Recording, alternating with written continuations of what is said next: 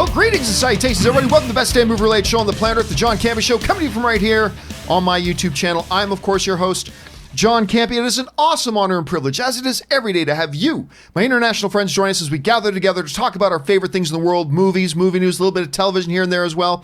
And, of course, joining me here today, it's not Chris Carr. Chris Carr is off on vacation in New York City. But joining us here today, filling in for Chris Carr, is the one, Mr. Robert Meyer Burnett. Robert, how you doing, sir? I'm doing good, and I promise not to yuck anyone's yum today. in honor of Chris Carr. But also, a Thursday regular is back in the house here. Aaron Cummings is here. Aaron, how you doing? I'm good. I'm stuffed like a turkey, but ready to get back into action. And it's good to have you back, by the way. She makes all of us look good. I feel like it's been a long time, and I wanted to go a little. I was feeling some 80s vibes this morning, so am I channeling some 80s? Hey, girl just wants to have fun. Why not? Now, hey, listen, guys, we do have a lot of things that we need to talk about here today. And, by the way, just a little quick mention. As you guys know, we are approaching 100 million views on the channel, and we are having a special 100 million view celebration, a little bit of an event on December 17th.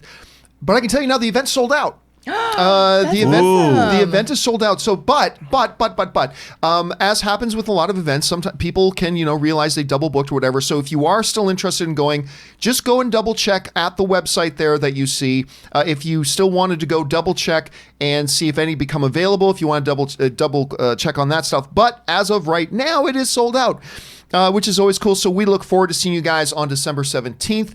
And let the festivities begin. Listen, guys, we got a couple things to talk about here off the top. And the first thing we're going to talk about here today is this. It's a good week for trailers. Yesterday, if not then one of the best trailers I've seen all year, and certainly my favorite James Bond trailer I think I've ever seen. The No Time to Die trailer dropped yesterday. And today, a nice, delightful surprise, I didn't know to expect this, a brand new Mulan trailer dropped. Now, I've been looking forward to Mulan. I've been looking forward to this movie. I like the direction, after getting off to a bit of a rough start, that's being kind, of Disney making their live action adaptations, they've started to find their groove, to me at any rate. And Mulan is definitely a story that I think is very cinematic in scope, that you could very easily transfer over into a live action environment. I thought the first trailer was quite nice. It was a good first trailer. Didn't blow my socks off, but I was really impressed by the beauty of it. Like the landscapes and this wide scope, and felt good. Today, a new trailer had dropped. And I would say it's the best trailer I've seen in a while if it wasn't for the James Bond trailer yesterday. So not quite the pop of the James Bond trailer, but this was a damn good trailer. It gave me a great sense of the characters. I mean, just when you take little moments, like, again, we saw it before, but they played it again with the dad bravely, even though he's got a bum leg, like sucking up, like, I will fight. And it's like, grr. And the daughter's like, not on my watch. And it's just such a great thing. And then the landscapes and seeing Donnie Yen. And they also gave us a little taste of a couple of the villains with the main warlord and the witch. We got a little glimpse of the Phoenix. Is that the Mushu kind of fill in here? I don't know what they're doing. I don't know what they're going for with it. But I thought it was beautiful. And I bought into the lead character, their sweetness and their strength. And I just thought it looked gorgeous. I was okay. I liked the first one, liked the first trailer, but this was a real special little trailer. Rob, you had a chance to check this trailer out from Mulan. What are your thoughts right now? Dude, this movie looks right up my alley. I mean, I've been watching Asian adventure, martial arts, science fiction films my whole life, and this sort of checks all of those boxes. And I couldn't be more excited. I mean, this movie is so sumptuous to look at. It looks gigantic in scope.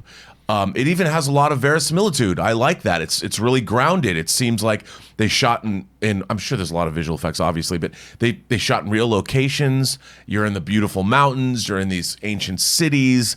I mean, I'm watching this going, we talked about being excited about the first trailer, but this trailer, I'm in. Man, I think this looks fantastic. Yeah, I thought it looked really good too. Anyway, Aaron, you just watched it. I did. Literally about 5 minutes ago. What were your impressions of the Mulan trailer? I agree with Rob. I thought it was absolutely breathtaking, from just the scenery to the colors of the fabric, everything. And I do believe that the when the woman jumps up in the air and then turns into a falcon, I think that was actually practical. That was not CGI. That was the one thing that you might get thrown off about. But also to see so many familiar faces. We've got Jason Scott Lee and Lee Gong and Jet Li, along with a lot of newcomers to Western audiences that are going to be really exciting to watch as they continue to develop. But what I also felt at the end of it was just this great sense of pride. You know, it is one of those quintessential stories of a warrior is not a warrior until a warrior is called. And you see that moment. I love so that. good. I gotta make a t-shirt that says that. That's great. Thank you. I actually just made it up. But it is that moment of, this wasn't my plan, but clearly this is what has to be done. And clearly I'm the person to do it. And I love that moment of realization. And also there's so many stories of women going into war masquerading as men. I mean, it's happened in just about every war you can imagine, but those stories are not often told. When I saw this, I didn't think, that's a Disney movie. It doesn't even say Disney when I watch it. And it almost struck me as like, oh yeah, I forgot this was Disney when I saw their logo, which I also love. You know what else I like? They end the trailer on her face. Yes. You know, it's not like some gigantic Twister-esque thing when a cow is flying at the camera because it's been thrown that way by a tornado. I mean, it's on her face because it is about her. And I just, man, I'm in, dude. Yeah. Yeah, I thought it looked really good. Question here is, guys, what did you think about this Mulan trailer? Did it get you more excited? Did it move the needle? Maybe not at all. What did you guys think? Jump down to the comments section below and let us know your thoughts. All right.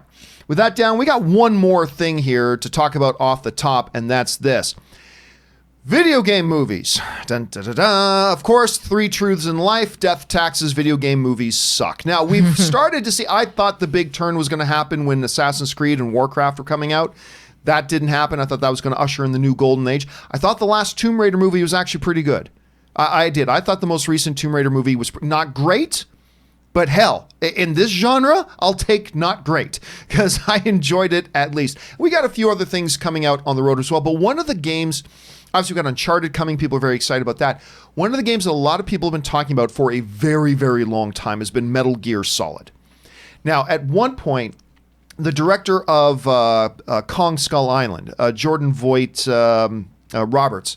Jordan Voight Roberts was attached on, and we really haven't heard anything about it since. As a matter of fact, just about a couple weeks ago, Rob, somebody wrote in and said, hey, what's going on with Metal Gear Solid? We haven't heard anything. I haven't heard anything. Well, now we're hearing a little bit of something, as Jordan Voight Roberts has now come out and started to give a little bit of an update as to what's going on with the project. And he got on social media and basically said this, bonus, if you made it to the end, I'm sorry I can't update you on the Metal Gear Solid film more regularly, but number one, we just turned in a new draft. It's a full Kojima quirk and full military surrealism. I won't say more.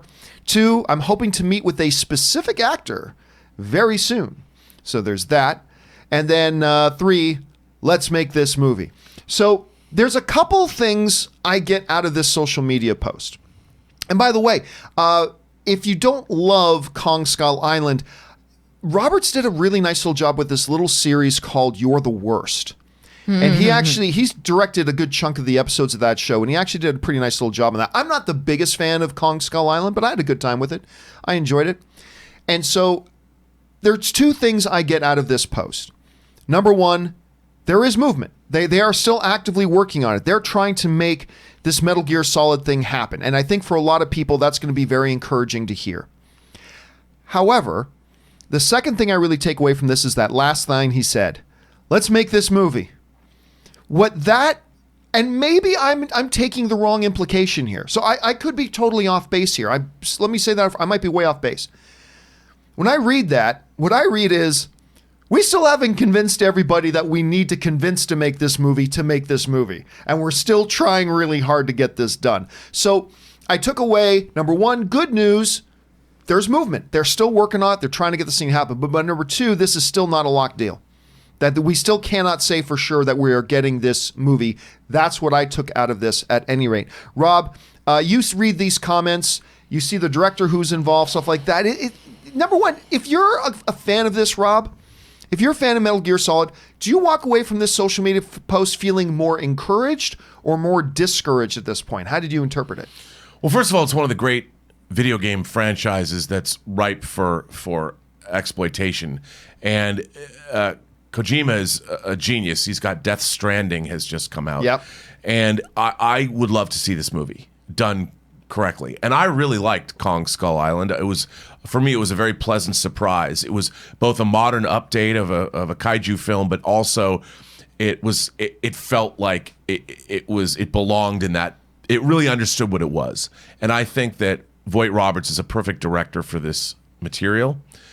But it doesn't sound to me, it sounds to me like they're still trying to get somebody on board. You know, they get an actor, it becomes bankable. I mean, everybody who's making a video game movie now is fighting against the video game movie curse.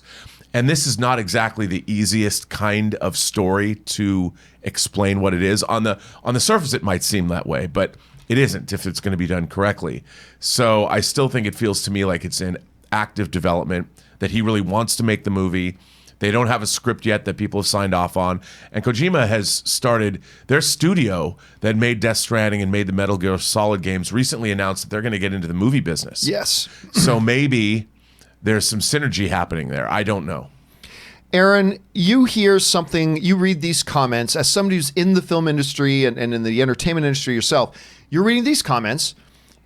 Would you walk away feeling more encouraged that you think this is going to happen now, or less encouraged that you think it's going to happen now when you see these words? I agree with Rob. It's very clear that he's trying to drum up some excitement, and with what you said about he's still trying to convince a few people, perhaps, maybe even whatever actor he's currently courting. And we all know the power of social media. You know, you get something trending and people really want to see it, and maybe that's another thing. Let's throw out a line. Let's see how people respond to it. Are people going to be really amped up about this film, or is it sort of ho-hum response? That's really going to be telling about whether or not the backers want to invest their money in it. But I still go back to what Rob was also saying about the story. What is the story? Where is the script, and what is it really? Where is it really capturing us? Because if all you're doing is recreating the action of the video game in live action, then that's not really going to capture the audience for more than half an hour, 45 minutes. After that, it's just fluff. Well, guys, the question here is, what do you guys think about this whole thing? Do you walk away from this encouraged? Do you walk away from it discouraged? Jump down to the comment section below and let me know what you guys think. All right. With all that down out of the way, let's now move on to our main topics today. And how do we select our main topics here on the John Campea Show? Well, it's really rather simple. You see, you guys come up with them by simply going over anytime to www.thejohncampeashow.com/contact. Once you guys get there, fill out the form with your topic or question, hit submit, and then maybe, just maybe, you might see your topic or question featured here on the John Campea Show. And by the way, once we're done with our main topics, we're going to be taking live questions in hour 2 of the show. If you want to get a live question in, go ahead and use the super chat feature or the tip link that's in the top line of the description of the video below. And by the way, you can use that link 24/7, and we'll get around to your question on the next show that we do. With all that down, here's our first topic today. And our first topic today gets submitted into us by Jordan, who writes, "Hey, John. One of my favorite films of 2019 is Knives Out. You and me both, buddy. I think it will be getting a SAG Ensemble nomination. As I look through categories for Oscars, I don't think Knives Out will make the cut, but do you think the Academy should consider an Ensemble award in the future?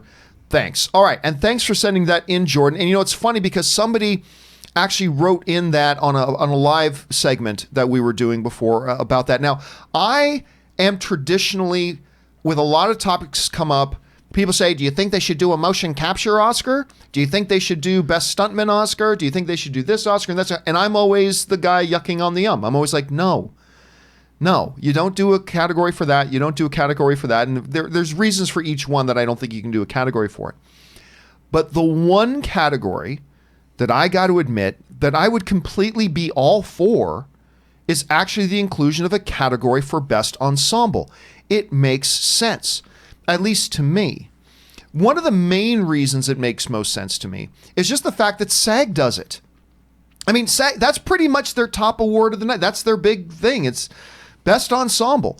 It is recognizing, listen, acting is not just about, and I'll let Erin, the real actress in the room, comment on this, but as somebody who watches acting, to me, it's not just about an actor going on stage solo with a single spotlight and being able to give whatever performance. It's about a group of actors being able to create a chemistry and a dynamic on screen or on stage together in such a way that helps really push the narrative along and makes it an entertaining experience for the audience member.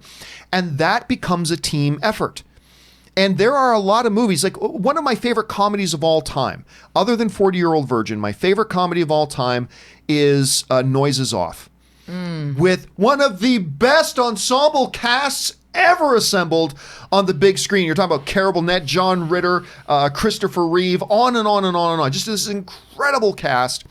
And Michael Caine was in there too. It's not just that they gave individual Oscar performances, is that they created this chemistry on screen together that was just palatable that very rarely you can see.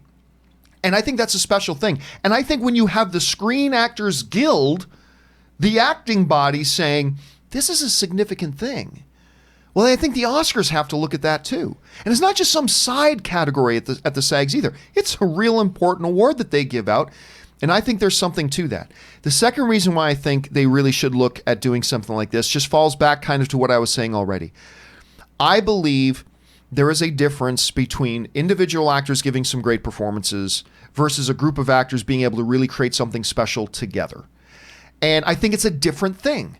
And one needs to be celebrated, absolutely. But I think there's a call here and a need to celebrate the other as well, because the chemistry of an ensemble can make or break a movie, in my opinion. Not to mention, other than maybe the Ryan Reynolds movie Buried, every movie has an ensemble to one degree or another. So it's not like, motion capture where, well, out of the 500 films this year, only 7 of them had motion capture. Every film has an ensemble, unless it's a solo film. So there's a big pool to draw from. I think it's vital to the entertainment of the movie. The Screen Actors Guild themselves support it. I think it's time for the Academy Awards to recognize and have a Best Ensemble category. But there's only one real actor in the room here, so let me throw it over to them. Robert. No, Erin. As a SAG member yourself, what do you think? For 20 years now. For 20 years now, really. The SAG has recognized this. Is it time, or is there something unique about the Oscars that maybe it's not a good category for the Oscars? How do you see it? You know what? I love everything you're saying, and I hear you. I have to disagree, though. Really? I know. It's completely shocking that as an actor, I wouldn't want more awards for actors. But but here's the reason why.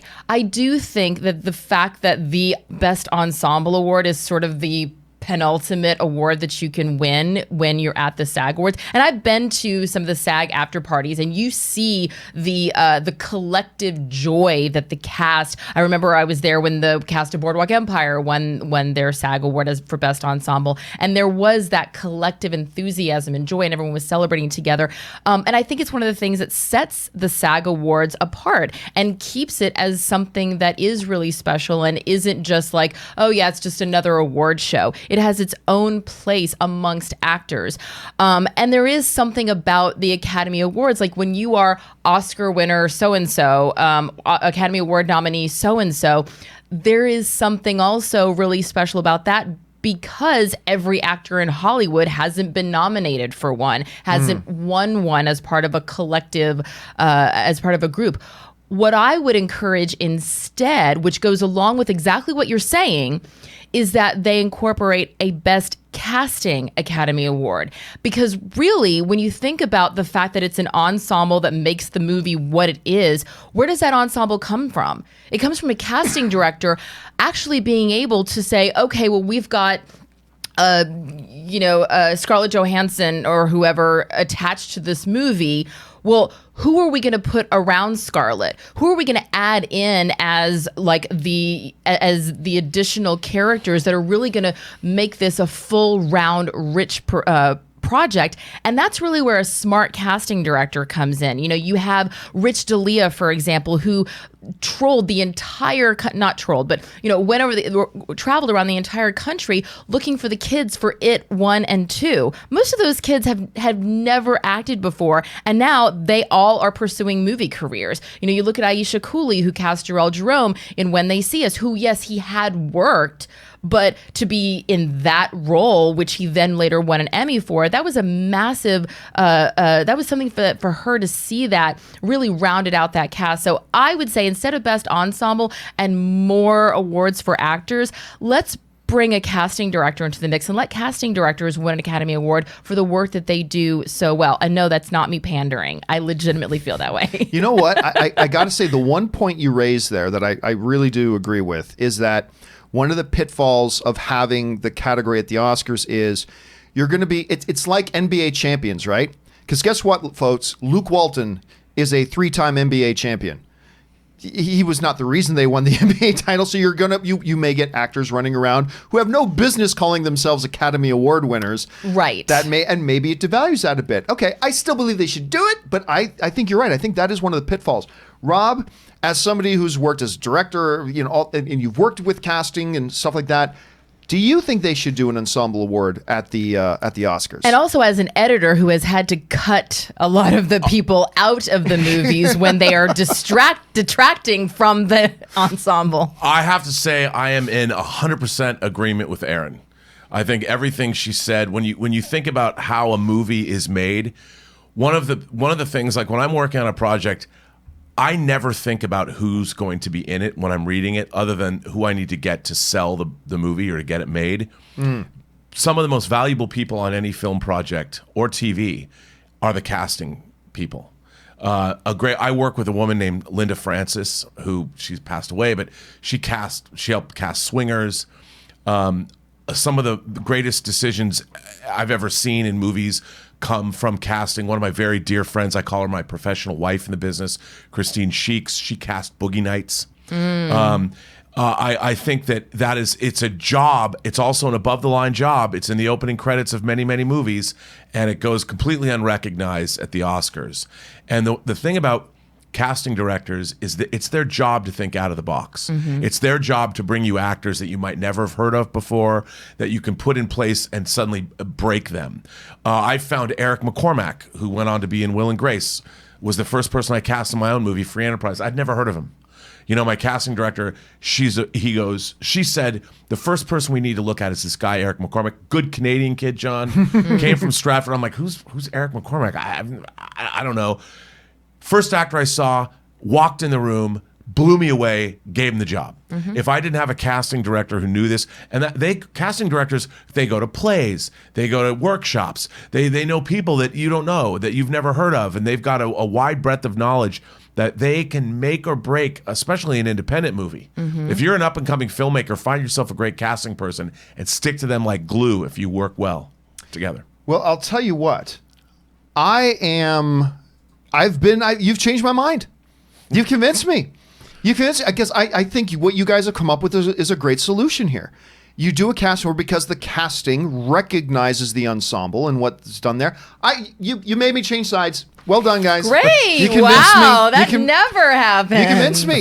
Your arguments are sound, and I think it does fulfill what I wanted fulfilled, that it is a recognition of the collective chemistry talent, but that comes from the casting director put together, and it gives the award to one or a team of people. You convinced me. But if you're also part of that ensemble, even though you are not the Academy Award winner yourself, I know that if I was in an ensemble that was cast by Rich D'Elia, for example, I would feel the pride of, I was a part of that. You know, there's still a celebration that I think actors can take part in, and their pictures will be up there. They'll get the recognition.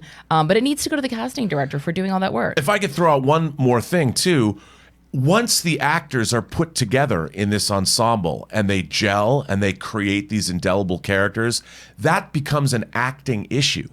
That's not how they got there in the first place, even though that was part of it. But it's when they gel together to make them that great ensemble. It's all about their ability as actors, which is why I think it's cool that SAG, which is the Screen Actors Guild, is honoring the actual acting itself. Well, all right, guys. Well, the question is, what do you think about that? Are you on the side that I was originally on, saying, yes, there should be an ensemble? Or are you on the side that Rob and Aaron so beautifully laid out there that, no, let's do a casting thing for that as well? What do you guys think about that? Jump down to the comment section below and let us know your thoughts. All right.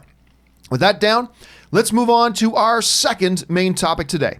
And our second main topic today gets sent in to us from Luke1234, who writes, with the fans of the MCU knowing the fate of Black Widow in Endgame, do you think it could have a negative impact on the Black Widow's opening weekend? Because I know I'm compelled to save my money for another movie where the character's fate will be a mystery to me. Thanks and much love. All right, thanks a lot for sending that in, Luke1234. And of course, speaking of trailers, just the other day we had our Black Widow trailer. That came out. It was pretty good. Pretty good trailer there. It was better than the footage I had seen before. It actually got me even more interested in this movie because I haven't been interested in a Black Widow movie, to be honest with you. I've said for years, I'm not interested in a Hawkeye movie or a Hawkeye standalone thing or a Black Widow standalone thing. And now, within a year, we're going to have both. We're going to have a Hawkeye series. We're going to have a Black Widow movie. So we'll see how interested I get. But the question becomes, because I had somebody write into me the other day and say, well, John, isn't this kind of like a Solo situation where Han Solo just died and then they did a prequel movie about him right away? Isn't that, setting up for the same kind of disaster? And I said, well, the key difference there isn't that Solo died. The key difference to me is that was Harrison Ford. That was the reason to me that I thought nobody's going to want a Solo movie without Harrison Ford playing Solo just a year and a half after we just had Harrison Ford on screen playing Han Solo. That was the bigger issue, and that's not the case here. If this was a earlier prequel to Black Widow and you got somebody else other than Scarlett Johansson playing the role, yeah, then the situation becomes a little bit similar. But the reality is here, as Luke points out, that we do have a situation where everybody knows that Black Widow dies. That sometime after the events of this Black Widow movie, Black Widow's just going to die. We know that. Does that somehow sour or spoil our ability to enjoy this movie and to be compelled by the story that it's telling? I want to suggest the answer to that is no. I don't think there's any problem there. And while it may seem like an extreme example, take what I'm saying here. Gary Oldman just recently won his first Academy Award playing Winston Churchill. Guess what? Winston Churchill dead. He died a while ago. I knew the fate of Winston Churchill. He dead. I knew that. It doesn't matter what happens in this movie. By the way, what was the name of the movie? I keep forgetting what. The Darkest Hour. What's that? The Darkest Hour. The Darkest Hour, which was effing brilliant. And if you watch it, if you watch Dunkirk, and you watch half of Dunkirk and stop Dunkirk, and then watch The Darkest Hour, which has to do with Dunkirk, yes, then watch the rest of Dunkirk. It feels like it's a shared cinematic universe. Yeah, it feels like a shared cinematic universe. Sounds awful. But here's the thing: we know Winston Churchill is dead now. He died. We know his fate. He was prime minister for a while, then he wasn't, and interactions with the Queen, which we saw in the Queen, and then he died, or the Crown, I should say, and then he died. I know his fate. Did that at all take away any of my interest or engagement or whatever with the movie itself? No, none. Yes, Black Widow, we know, eventually died, but this is a story that's not connected to her dying. This is a story and adventure that she had, and it's a story that I know nothing about, by the way. I know nothing about this. So I'm going into it with fresh eyes.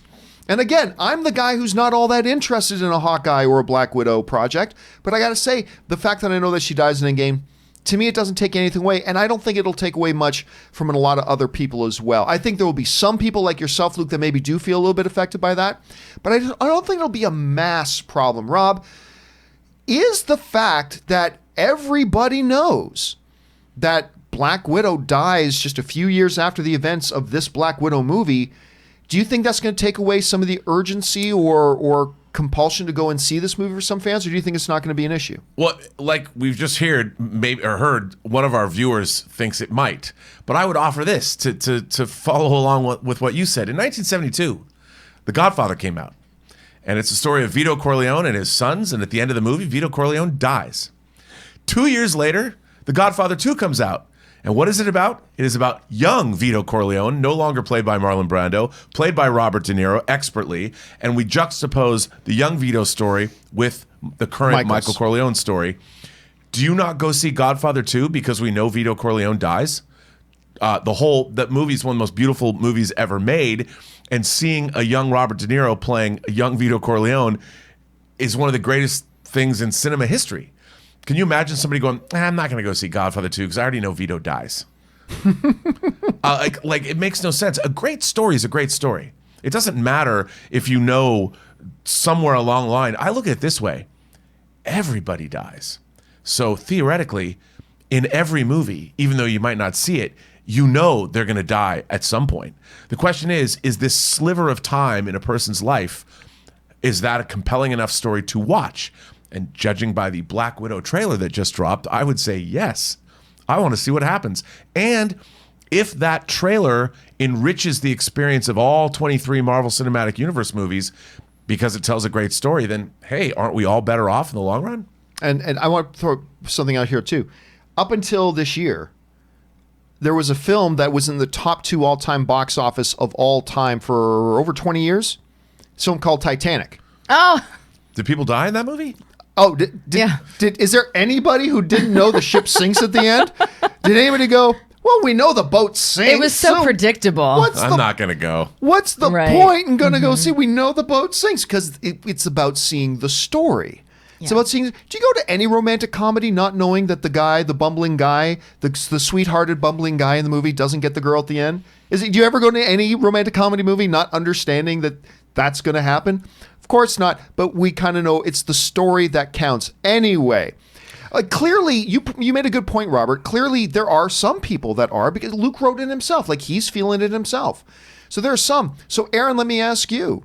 Do you think that this is going to pose a significant problem to Black Widow, that there may be a lot of people who are just like, well, we know her story's already done and told in the MCU, and it just happened, why go back to it now? Or do you think it's not going to be an issue at all? You know what? I'm sorry, I have to disagree. I think it's going to be an issue for people. I mean, 100%, I'm like, yes, obviously we know that the boat sinks. Yes, obviously we know that Victor Corleone, I get all that. And I think logically people understand that. But there is something about our superheroes. Heroes don't die.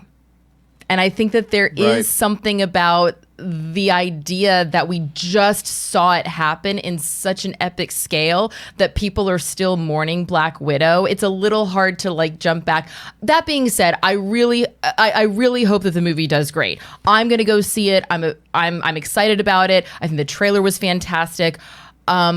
I just hope that people can push that idea of superheroes don't die out of their heads, stop asking the question, and also think about it in the way that you just said. If you're looking at the MCU as the universe it is, why would you not want to have that piece of it? There's going to be so many things that are part of this story that we find out that are going to be interwoven with other things we've already seen, Easter eggs for things we haven't seen. I think that anyone who decides that they're going to not see this just because the character ends up dying, they're going to be missing out on a lot more than just the story of Black Widow. There's going to be so much more there. Otherwise, they wouldn't be doing it at all. And you know what? One of the movies I've heard most people screaming for the last couple of years, especially since Rogue One, Vader! Do a Vader movie! But Vader died. And yet there's still this huge hunger for it. Well, also, when this movie comes out, when I buy the physical copy of this on 4K, I get to slide it on my Marvel shelf, which is in chronological order, right after Civil War. So, there you go. Anybody who comes to my house and they're not like movie fans like we are, and they just want to watch all 24 of the Marvel Cinematic Universe movies, when we get past Civil War, someone's going to say, ooh, what's next? Well, Black Widow is. And no one's going to even know. There you go. All right. Question here is, guys, how do you feel about it? Like, I feel pretty strongly like it's not, but there are people like Luke who wrote it himself saying, you know what, it is affecting my enthusiasm for it. How do you guys see it? Do you see it look more like I do? You see more like Aaron does? Jump down to the comment section below and let us know your thoughts. All right. With that down, let's move on to our final main topic today. And our final main topic today gets sent in to us by Justin Gagard, who writes, The Mandalorian is my favorite show on TV right now, and I guess I'm not alone. Did you see the report saying it is now the #1 show in the world? Where are all these people saying Star Wars is dead? LOL. All right, thanks a lot for sending that in, Justin. And at first, when I read that, I thought, well, that's not true, Justin. It's not the number one show in the world. I mean, it's not even playing everywhere in the world, for heaven's sakes. It's playing in a lot of major places, but it's not playing everywhere in the world. But in the words of Obi-Wan Kenobi, what he just said is true from a certain point of view. As a matter of fact, the outlet Business Insider actually ran a story on this, and this is what they mentioned about this. The Mandalorian quickly became the biggest new show in the U.S. Now, only 3 weeks since its debut, the show is the biggest show in the world. The series is the most in-demand show in the world across all platforms, according to Parrot Analytics. The Mandalorian dethroned Stranger Things as Parrot Analytics' top streaming show in the U.S. last week, breaking its 21-week streak at the top. So apparently, previously, it became the number one streaming show on demand in the U.S. And I guess up until that point, Stranger Things had been the most watched streaming show in the U.S. Of course, The Crown's come out now, so a lot of stuff going on with there as well. But it goes on and talks actually a little bit more about this whole thing as you go over to the Business Insider as they talk about it. They talk about the analytics, how they measured it, how they figured it all out and all kinds of stuff. And this says Parrot Analytics on Tuesday said The Mandalorian was 31.9 times more in demand than the average series globally during the past week, topping HBO's Game of Thrones and Netflix's The Crown and Stranger Things. So there is... You know what? It's funny, guys, because as I have thought and contemplated about Mandalorian, clearly I love it, and I know it's great, and I know there's a lot of people who've been into it, but I still kind of had it in my head that it was a niche show, that it was only going to be for a certain segment of people, and not a lot of people would be all that on board with it, but there's a group of us who we watch it and we love it.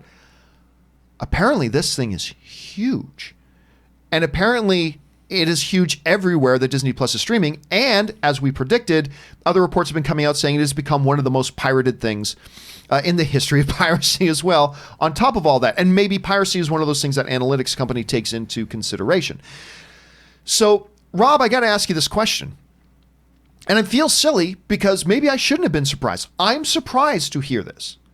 But you hear these numbers and you hear the sort of the demand that the show is generating, all that kind of stuff. Does it surprise you at all, or... are you saying we shouldn't have been surprised? How do you feel? I'm not surprised in the least. I mean, what we forget in the movie pundit space, because we listen to everybody's hatred for The Last Jedi, and, you know, people want the Snyder Cut released, and all the vitriol that's spewed forth in our little section of the internet. People love Star Wars. They love all Star Wars. The fact that Baby Yoda has become...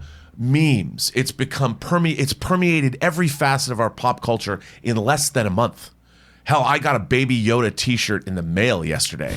and this show is gigantic. People love Star Wars. Kids love Star Wars. Adults love Star Wars. Everybody loves Star Wars. And we all want Star Wars to be good. And most people don't nearly cast the critical eye that we do on Star Wars things. And, you know, this is the first live-action Star Wars TV show. It's true. We've only had Star Wars as in terms of live action as movies, and there haven't been a lot of them over the last 42 years. So, and these shows are short. You know, they're 30 minutes, just a little bit over 30 minutes. They're fun. It's a classical Western-style show, which means fun for the whole family. It's a 4-quadrant show. Grandparents can watch it with their kids. And I think, you know, people are eating this stuff up. And it doesn't surprise me at all that the world loves The Mandalorian. Aaron, you know, you're seeing numbers like this. Again, I was caught by surprise with it. Rob wasn't. You're seeing these sorts of reports. What does it say to you? Well, I feel like today is just the day that I just have to contradict everyone. I'm sorry, Rob. I don't love Star Wars. Yeah, and I know do. I'm going to... No, actually, I don't. Do. I tried to watch the first one. I was like, too much sand, too many things flying. I don't even understand what these things are saying. I'm out. And I've never admitted that before. How did Tom marry you? I don't know. How because did Tom marry you? I didn't tell him any of this until after we got married. So he was sort of locked in, and I didn't really give him a chance to leave. And he's tried. He's tried so hard. But... I'm just like, too much sand. I'm not into it. And yes, you can send me all the hate mail you want, Twitter world. I don't care. It gets everywhere. It's coarse. Because I will say, as a non-Star Wars junkie, I love The Mandalorian. And that is one of the things that I think is making this show so successful, not because there's so many people that love Star Wars, but because there's so many people like me as well, who in addition to the Star Wars junkies can watch the show and actually understand what's going on. And I was like, oh, I love those little dink dink guys. And he's like, they're not the same ones from Spaceballs. I was like, yes, they are. They go dink dink. He goes, they're not saying that in this show.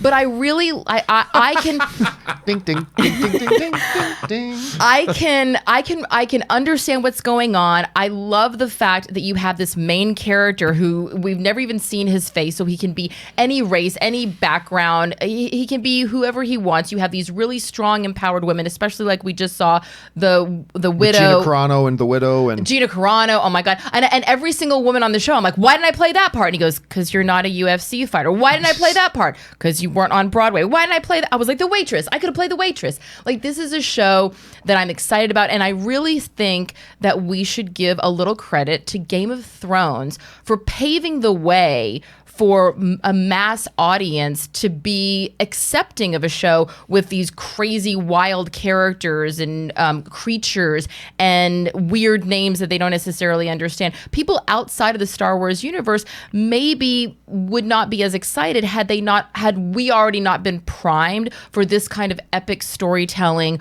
And yes, Baby Yoda, I think, is the linchpin that's holding it all together. So that little fucker better stick around. Don't take away my Baby Yoda. I'm about to launch my Kickstarter for my anti-gravity baby carriage. Oh, yeah. It'll be like a drone. You can tether it so it'll just follow you. Here's what I don't understand. You're about to say the same thing I was going to say. Go ahead. Oh, I'm probably not. Okay, go ahead. No, how the tracking device? What is the thing tracking? Like, can't they just cut it out of him? Oh, we talked about that actually. Tom thinks it's a DNA thing. That's exactly what we came up with as well. They it encoded his DNA. But the question I had is with the floating baby carriage. If I was in a world where you could have floating baby carriages, fuck you, kid. I'm riding in that thing myself. I'm having an adult-sized one. Why is he walking everywhere? Why is he walking everywhere? There's a lot of walking in The Mandalorian. There's a lot of walking in The Mandalorian. And he's controlling the baby carriage, right? Because it's coded to his wrist and follows right, because at him first around, I was like, oh my God, why is he like running after the dink dings? And he's just assuming that Baby Yoda is going to follow him when that thing is the most wanted little creature in the universe. But then I realized, oh, he's like, phew. And it looks so great though as he was running after it, and then it cuts to the Baby Yoda, and the thing is it's like flying around behind him. These memes are killing me though. Anne showed me this video on YouTube last night that I don't know if you guys have seen it, but it just killed me. So you know this scene in the most recent episode where they're sitting in the cockpit of his ship, and Baby Yoda keeps hitting the buttons, then looks straight at him and reaches for the button again. Somebody took that scene and they edited it in a way that when he would hit the button, it would turn on air supply.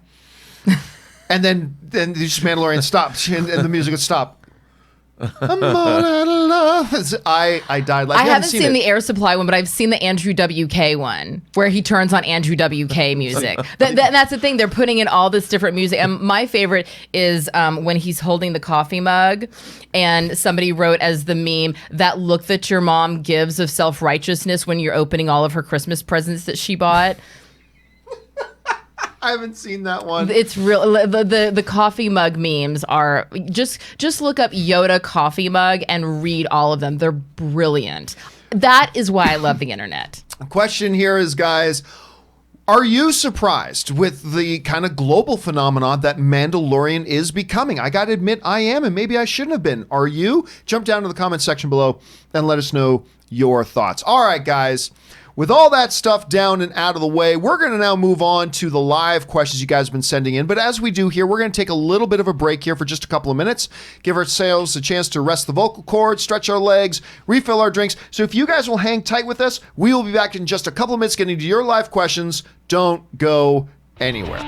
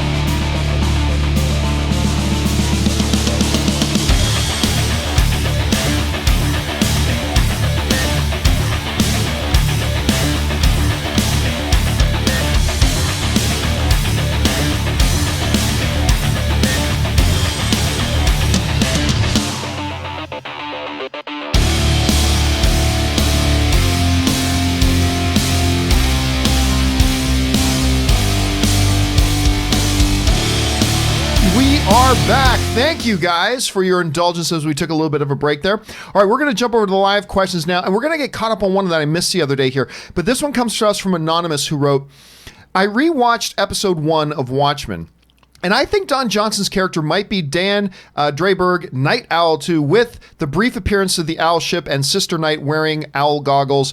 This had me wondering where Night Owl was. Your thoughts? Well, I can tell you definitively that Don Johnson's character, Judd, is not Night Owl. We can tell you that definitively, and they actually said that in the show.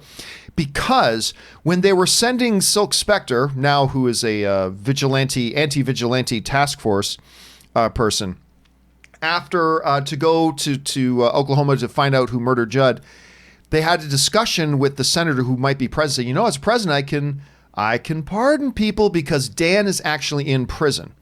How did police get the owl ship? Well, Dan's company actually created that, and he was a contractor. That company was a contractor for law enforcement as well, which is why they also have something that looks like the owl ship as well. So while it is definitely, I could see why there would be thoughts there, they've made it pretty clear that no, Don Johnson's character was not Night Owl. Anyway, Rob, anything to add to all of that? Well, no, you're absolutely correct. And also there is an online component on the HBO website about the show, kind of like in the comic books. If you've read the comics, after the comics, they have these text sections, and it's canonical, and they do explain where Dan Dreyberg is in that. So I would suggest everybody go online. If you love Watchmen, read all those. It's very, very interesting. They even have schematics of the Excalibur sex toy that Silk Spectre had in the show. By the way, just in light of the last episode, how are you feeling about the show overall now? Because you're somebody who started off a little bit iffy at it. Where are you at with the show? Okay, I got to say, I was so diametrically opposed to what they were doing with Watchmen, and I'm no Damon Lindelof fan. I am so locked into this show. I can't believe it. I think it's amazing. I hope they stick the landing. I can't believe there's only 2 more episodes, but it's gone places and done things I'm quite astonished by. And I think I'm going to go to my dying day, not know the answer to this, but I'm desperate to know what Alan Moore himself thinks of this show. And he probably hates it. He probably does, but he's never been shy about sharing his opinion. So I'm sure once the show's over, I'm sure he will give his thoughts, if he hasn't already, as a matter of fact. All right, Rob, do you think that this is a show that someone who's not familiar with the canon would be able to enjoy? I've asked people about that, and people said, "Oh, my girlfriend or my boyfriend or somebody likes it," and I believe that's true. Okay. However, if you've read the comics, it's far more satisfying. Sure. I mean, that's true with anything. It's a sequel to the movie. It's not a sequel to the movie. It's a sequel to the graphic novel. To the graphic novel. I can't even believe they sold that to HBO. But I've read that graphic novel 30, 40, 50 times over the years. And there's so many deep cuts. It's so satisfying. It's like, my God. Wow. I'll tell you what, too. I'm often like, yeah, you can pick up. I don't know how you get into this show without knowing the graphic novel. Because, if you don't know who Ozymandias is, if you don't know what Jeremy Irons is, or if you don't know about the giant squid, or if you don't know about Dr. Manhattan, or if you don't know about any of this stuff, this is one of those shows that I think people would have a hard time getting into. But you're right. I've had other people tell me that, no, I watch it with a buddy of mine who never saw it before, and he's perfectly fine. I'm like, okay, that's amazing. That's awesome. But this is probably a very different experience. Yes, absolutely. All right, we got to move on here. Next one up comes to us from Daniel H., who writes, Hey, John, you spend a lot of time on camera during the week. You maintain excellent control of the program. Oh, thank you so much. I do my best. And except for yesterday when I forget to turn on the countdown clock. Anyway, and it's quite impressive. At the end of the stream, how do you recoup and also get prepared for the next day's show? Oh, Daniel, if only the end of the stream was the end of my workday. Wow, wouldn't that be amazing? He gets a massage and a facial. Yeah, it's just, someone feeds him grapes. Erin comes over and she folds my laundry for me because she's so disgusted by the fact that I don't fold my laundry. You don't? No, I don't. I literally Marie Kondo ball it his up. laundry. I ball it up and throw it in the you haven't drawers. heard about John's laundry thing? Oh yeah, he never folds his laundry. He literally just washes it and then he folds and then he throws it in a corner and then he'll go and pick it out of the corner, and when the corner of clothes diminishes to where he doesn't have what he needs, then he does laundry again. It is the most horrifying. I have to fold my t-shirts. I lived with a 16-year-old boy. Except like button-up shirts. I don't iron them, but I wait for the dryer to end and then immediately pull them out, put them on hangers, and hang them up. But yeah, I had an assistant, and my assistant would help me with my laundry sometimes, and they would even fold underwear. And I'm like, I finally had to tell them, you know what? Don't do that because I don't care. Just don't. You leave them on the floor. That's fine. But It's what fine. about your Don't socks? you want them in your drawer? No. Like fold your underwear so it's nicely stacked, so you have room in a drawer. And so you can see what you have. I can cram in a lot of unfolded underwear. I don't need it folded to be able to get it in there. Life lessons from John Campea. Wow. What kind of underwear do you wear, John? That actually begs the question, because I can cram a lot of my panties in a drawer because they're panties. But you're clearly not wearing Don't boxer judge me for what Come on, I dude. like. Boxer briefs or tidy whities? What's I up? wear boxer briefs. That's Yeah, my I like fact. boxer briefs, I too. wear boxer briefs. Not those big cotton grandpa no, boxers. No. I need to feel look like I'm clown being, pants? I need to feel like I'm being held. So the boxer briefs. Wow, this is not what the person was asking about. But Honestly, you got it anyway. Yeah. When I've makes done this the show show, great. when I'm done this show, the very first thing I do is I need to edit all the segments up. So I edit all the segments. That takes me a little while. And then I need to upload those segments to the YouTube channel because we do upload the individual topics. And I need to get those up so Ray can then go in and meta tag them and do all the stuff that he does. Then as soon as that's done, I go into a quick little post-show chat with our Patreon supporters on our Discord server. I am not able to make it every day because of how much work we have to do here, but I get in there at least most times during the week. And then I give myself about an hour to run downstairs, put on one episode of television, and eat lunch. And then that's the 1 hour. And then as soon as that's done, it's right back to it. Whether it's a podcast I got to do, or it's Dark Side, Light Side, or whether it's I got to prep for a screening, or whether it's I got to do my show notes because I only got a few hours to get the show notes done so I can get them off to Ray so Ray can start putting individual graphics together and stuff like that. And then normally I wrap up about, if I'm lucky, 5, 6, 7 o'clock. And then my wife is my ultimate unwinder. Just hanging out with Ann is the best thing in the world. It recharges my batteries and all that kind of stuff. I'm glad that you went through this, Don, because, I think that there's probably people out there, I wouldn't say a lot of people, but people that are like, I could do that. I could have my own show and I could just talk about movies. But what a lot of people don't see is all the additional work that goes into it. It's a full-time job. You're waking up at, sometimes 4 o'clock in the morning, if not earlier, to make sure that you watched everything. You're always up on, I come in here first thing in the morning and you're like, have you seen this trailer? Have you seen this? It happened at 2 o'clock in the morning. And then when the show is over, your day is still just beginning. So I think that's really important to make sure that people out there know that. Like, you put a lot of time and effort into this show, and that's why it's successful. It's not just, it's not just something that happens in a vacuum. It takes a lot of work. Well, thank you for that. And it does take a lot of work. The funny thing is, though, like the one thing that guys like Christian and others are usually saying to me that they're just in wonder about is the fact that I can actually control the show while trying to do the show. That to me, one of these days, I'm just going to have a full-time tech director who's going to run all the graphics, running audio, because I'm trying to control all the cameras, all the audio, bringing up the images and blah, blah, blah, while doing the show. That's, to me, is the most actual challenging part. But anyway, let's move on. Thanks a lot for the question. I hope that answered that. Okay, next up here is Daniel H. then writes, John, can you expound a bit on your time spent in law? What area was it? What would you / did you ever consider going into entertainment law? I never did really consider entertainment law. I started out clerking as in a real estate office, actually. The Wade Fernahow law firm is where I started out. That was the first place I did clerking. And I did estates and wills and real estate and a lot of stuff like that. And then I got into civil litigation. I worked at a place called the Morris Law Group for a while. I got into civil litigation. And it was while I was working at Morris Law Group that I got my first, because I was doing the movie blog as a hobby, but I was putting like 3 to 4 hours a day into the movie blog. I was going to school and doing my job at the firm, and I was doing 3 to 4 hours in the movie blog every single day. And I was doing that, and I got my first Google AdSense check for $400. First check I ever got.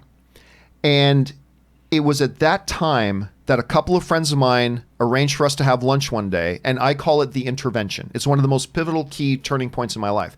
We call it the intervention because it was there that my friend said to me, John, this is what you love doing. participating in the movie world and the movie fandom. This is what you love doing. You need to quit your job and focus on doing this full time. So I did the stupidest thing in the world. I quit my job and I did something that I was making about $300 to $400 a month doing, but I had saved up some money. I'm good with my money. So I had saved up a bunch of money. I knew I had about a year's worth of money that I could burn through to really give it a shot. And fortunately, it worked out. So there's that story. Anyway, let's move on here. Daniel writes in again, I get a little peeved when it's theorized that Pedro Pascal is not in the Mandalorian costume. He conveys so much without speaking and use of facial expression because he was hired to do so. I think it's frankly a little disrespectful to assume otherwise. No, Daniel, I got to say this. I don't think it's disrespectful to assume otherwise, because it's just a theory. It's not a matter of respect or disrespect, but it's also a ridiculous theory. It is Pedro Pascal in the costume. He has mentioned it's him in the costume. And the reason you get a Pedro Pascal is because he is an actor of the caliber that if you need to emote and you can't even use your face, you need a pretty decent actor who can do that. And that's why you go out and get that guy. Have you guys ever considered that it wasn't Pedro Pascal in the costume?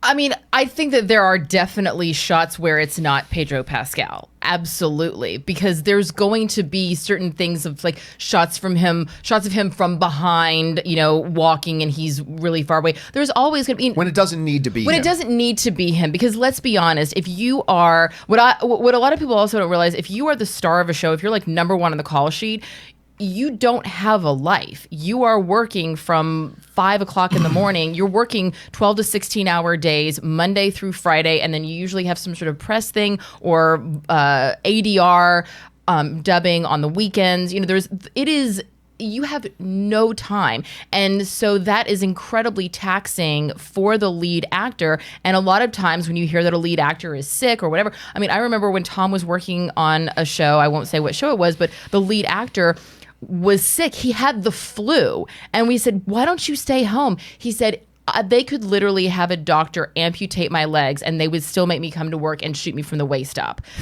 So when you have an opportunity for a stunt person or whatever to do some of the works that the lead actor can go and take a friggin' nap or to have some time off or probably to do some other things that they are requiring. I think that most of the time it's Pedro Pascal, but it's not out of the realm of reality that there are some shots where it's maybe his stand-in or a body double where it doesn't need to be him. But most of the time, absolutely, you can tell just by his body language. I think there's a lot less of Pedro Pascal in this show than you might think. But I think in every key where he's the featured guy in the shot and all that kind of stuff, I think that's all him. But if you think about it, if you think about the cast of The Mandalorian, the cast is very eclectic and very interesting, but not expensive. Yeah. And Pedro Pascal is probably the biggest name. Assume you're going to make this show. You're already spending a lot of money on it. You've got an interesting eclectic cast that isn't a lot of money because it's not like Werner Herzog and coming in and I think that they could have Pedro Pascal come in for 2 days and voice the entire season. Of course they could. But he said himself, it's him in the costume. Right. So, yes, but they're not going to pay $1,000 several days a week for his forced calls. They're not going to have him working overtime. Right. All right, we need to move on. We're falling way behind already, but it's a great point. WTF, welcome to Finland, writes, what do you know about Kalevala, the Finnish national folklore epic? It was one of the main influences for Lord of the Rings. Both stories center around magical golden item of power, and Gandalf especially is very much like...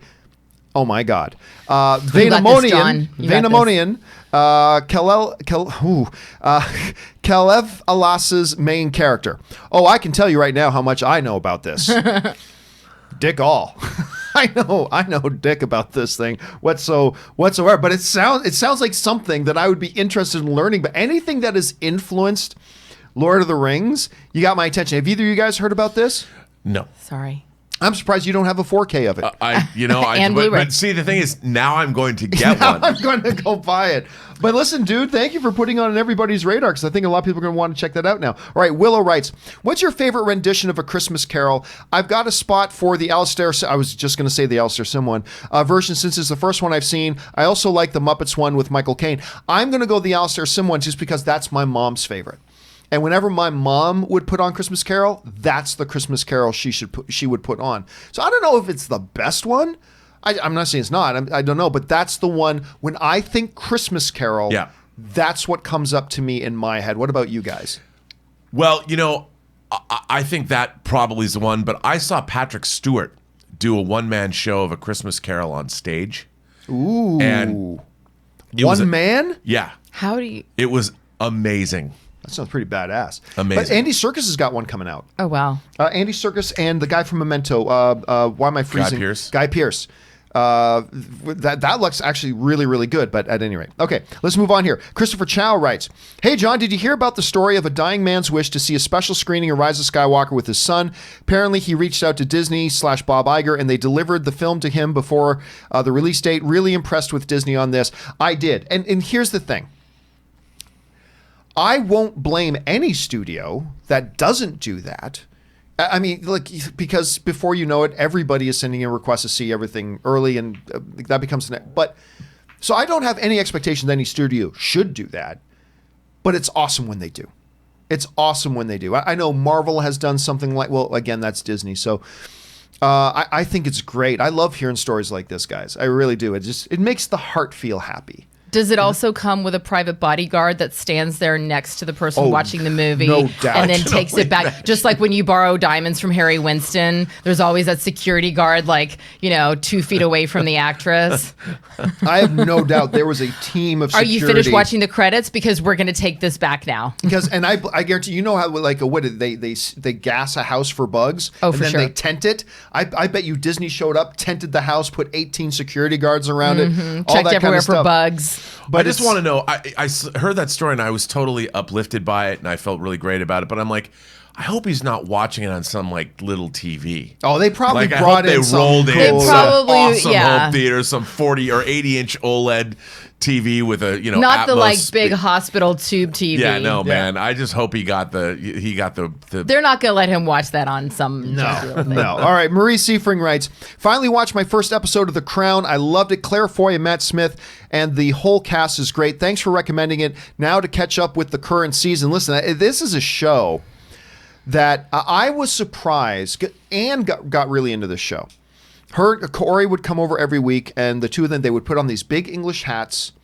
That and Downton Abbey. I was They would going to watch say, that and are they Downton the Abbey. same hats as their Downton Abbey hats? Same hats as Downton Abbey, and they'd sit down and watch the Queen, and that's when my wife started buying everything related to the Queen, and now they want to go to London and visit Buckingham Palace. Anyway, so they got really into that show, and so sometimes they would have it on and be downstairs too. I was surprised how much I liked it, and Claire Foy was dynamite, and apparently now that they've changed the cast because it's jumped forward 20 years or whatever, this new season, and they've got a new, cast for it, Anne is saying that this might be the best season yet. So I haven't seen it yet myself. This season at all. I've watched a number of the other episodes. It's a good looking show, Marie, and I'm glad that you're enjoying it. So I'm glad you got the recommendation, but really you have to thank Anne for that more than me because she's the one who really watches it. All right. Travis H has sent in $50. So Travis, I'm going to answer this question in its own standalone video today, because just for those guys who don't know, and I don't expect people to do this often, but if you send in a question that's $50 or more, then you will actually get your own standalone video with it. On the front page of my YouTube channel is a playlist called User Submitted Topics, and I will do a 3 to 5 minute video just on your topic, but let's just touch on this quickly. To me, the score is one of the most important parts of a movie. True. It can make good movies great and okay movies better. Examples are Thor 2, Great Wall, The Lone Ranger. Are there any elements of a movie that can make or break the experience for you? Well, I'm just going to give a quick thought here. To go obvious, the acting. If the acting is crap, then that just ends everything. It just absolutely ends everything. The score to me accentuates. I think that's the best word I can use. It accentuates, and you're right. It can take something good and make it even better. So but any of you guys got a particular element that for me it's the sound. I really I'm so sensitive to if I can't understand what the actors are saying, there's no reason why if an actor's voice is muffled or if there's ambient sound where you can't understand their words that they shouldn't have gone to ADR. I also don't like it when there's a really loud sound and you have to turn the volume down, and then there's a really quiet noise and then you have to turn it back up. I'm like, you guys got to equalize it. For me, if the sound is off, it'll just take me right out of the movie. I love editing. So editing? And most editing is pretty great, but when I go see a movie like Suicide Squad, it's like fingers on a chalkboard. It was so hard for me to get through that movie. You know what I wanted to editing leave. thing really bothers me? And you see it more often in television because they just don't have the time. But I see it in movies too, where it's, okay, I'm talking to Robert, and I'm talking, and the camera's on me, and you see the back of Robert's head, and I'm talking. And then mid-sentence, they cut the shot, so now you see Robert's face in the back of my head, and you can still see my mouth moving, but my mouth is clearly not moving to the words that were being said originally. You know what I'm saying? And that happens so often. And every time I see that, TV I get, you have more limited time, you got to do what you got to do. But whenever I see it in a movie, I'm like, there's no excuse for that. I think you talk about verisimilitude, that pulls me out of a movie so quick. Oh, dude. Or just get the frame of someone's hair. You don't have to get the side of their face. We get the idea. Make it dirty, but like don't have the... Yeah, I hear you. All right, we need to move on here. Next up comes to us from, and remember, keep your eyes open for your standalone video later, man. Anonymous writes, hey guys, I don't think Black Widow takes place or probably meant Infinity War. I think it takes place current day. 2020. Death of half of her team drives her to see her family in Russia. Also, there is a shot of a BMW X5 in the trailer. That's a 2020 model. Maybe I'm crazy. Listen, I'll be honest with you. I haven't heard anything definitive. Maybe something definitive has been stated by Kevin Feige. This movie happens in the year X. Maybe that's true. But everything that I've heard so far is that it does take place pre-Infinity War. But you're not crazy for proposing that. Again, I haven't heard anything definitive. Have either of you guys heard anything definitive? This is when the movie takes place? No, I mean, I've just heard in various reports that it takes place after Civil War, but that doesn't mean that it doesn't encompass a large period of time. It could start after Civil War and then move into the period of time after the decimation, after the snap. The one thing we can bank on is that BMW definitely paid a lot of money to have their new X5 in this movie. That is no doubt. No doubt. All right, next up, Anonymous writes, regarding Masoud, of course, we talked yesterday about Mina Masoud, the title star of a billion-dollar film in Aladdin, and has not been able to get even a single audition since that. Regarding Mina Masoud, could we be looking at someone who simply got a little big-headed, perhaps with success and playing iconic Aladdin that got to him? Perhaps he's expecting studios to call him in for roles instead of him actively seeking auditions. Well, I mean, if you want to just, hey, should we assume he's a total dick? Well, maybe, but like I said, every report I've heard about the kid from Will Smith and on is that he's a terrific kid and everybody loves him. And he even said in that story, he says, look, I don't expect to be playing Batman. He specifically, I don't know why he called out Batman. He goes, I don't expect you to give me Batman, but can I at least get in the room? Can I at least get an audition for something? I simply cannot recall the last time the lead title star of a billion-dollar film couldn't even get an interview in a room for something. I can't think of one. Not a $1 billion film. Hell, not a $500 million film. I can't think of one. So it's odd. But everything I know, Anonymous, from what we've heard from people who know him, that seems very, very unlikely. Because even then, even if he is a total dick, they'd have to at least bring him in for an audition to find out he's a total dick. But apparently he's not even getting auditions. Well, it could also be that, his people don't want to send him on certain auditions. That's what I was about to say. When I read this, my first thought was he needs to fire his team. Yeah. Well, no, that's the other thing that's come up too. That was somebody else mentioned that in the live chat yesterday. And like, yeah, you need to start. If you do a $1 billion movie and you can't get auditions, I'll manage you. I'll get you something. Yeah. And I suck. Well, because also I'm sure that whoever he's with, I remember I went to a panel years ago and James Woods happened to be on the panel, and he was talking about how his agent at the time never sent him the script for Reservoir Dogs, and Quentin Tarantino came up to him at something and said, "Man, I really wanted you for Mr. So-and-so," and he said, I never saw the script, and so now he has a rule, or at that time he adopted a rule where he would see every script. I guarantee you, his people are being very precious with him, and they are turning things away without letting him know, and because he's such a nice guy, he probably is not questioning them. And each time that he beats down their doors and says, hey, I'm not the reason I'm not getting opportunities. You're the reason I'm not getting opportunities. Shit, I didn't even star in a $1 billion movie, and I say that to my agents when I'm not getting opportunities. And guess what they do? The very next day, I have auditions. Hey, after Showgirls, I offered Elizabeth Berkley a role in my first movie, and UTA told me 3 times that they never received the script.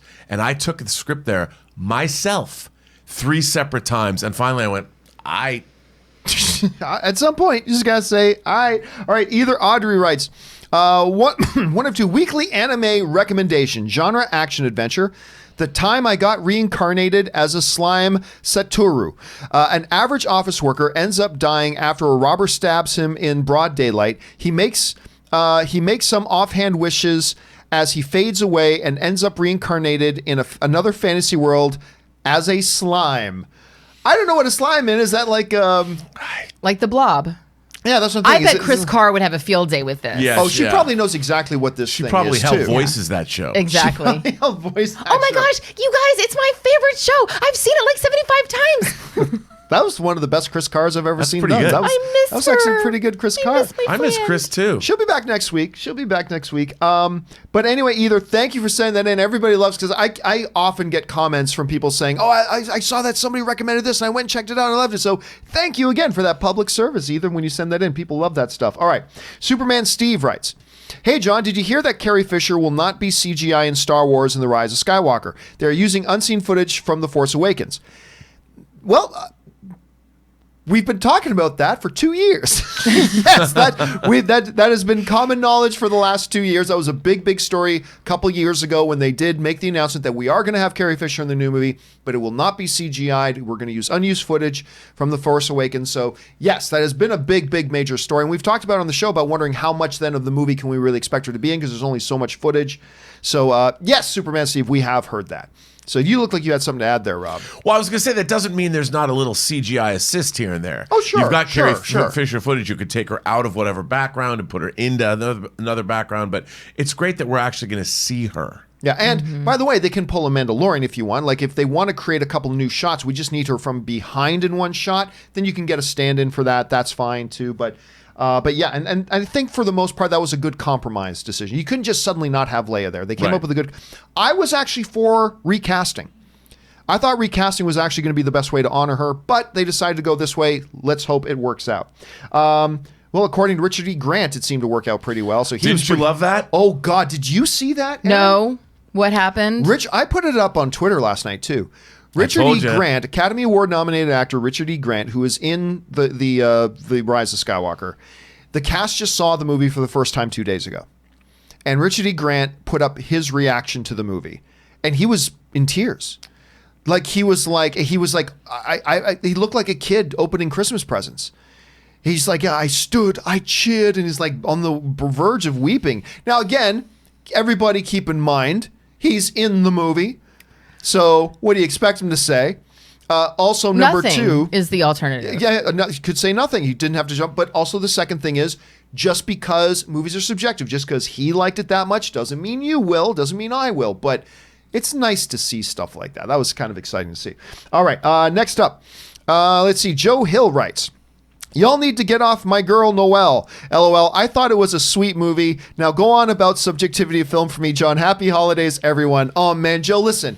If you like Noelle, that's awesome. Like, I celebrate when somebody finds a movie they enjoy. Is that the Disney Plus movie? That is the Disney Plus movie with Anna Kendrick, Bill Hader, Billy Eichner. I love all those actors. That should have been wonderful.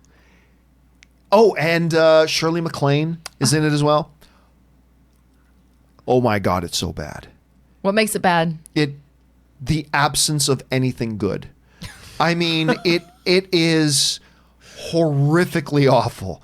So like Ann and I watching, I talked Ann into watching, hey, Disney Plus is on, they got this new movie. I saw a preview for it, D23 is good. I love Anna Kendrick. This is going to be so sweet. Let's watch a Christmas movie. And I talked Ann into it. She's like, all right, we watch it. I swear to God, we didn't say one syllable to each other during the movie.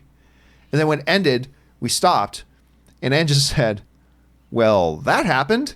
And I'm like, yeah, it's so bad. But listen, that's just because I feel that way, Joe, doesn't mean you need to feel that way. If you liked it and you enjoyed it, that is awesome. That's the whole point of movies. And I'm glad you got something out of it. All right, Jonathan writes, Trying to watch every Oscar potential movie, but there are so many. It's become overwhelming, and I'm getting tired trying to keep up. Any advice on how to stay updated? I saw everything from JoJo to Dark Waters, but there's still too many this month. Yeah, there are a bunch. Listen, Jonathan, if the goal here is to get caught up on the ones that are really going to be repped at the Oscars, what I would do is I would go to Variety and things like that and look up their Oscar contender list.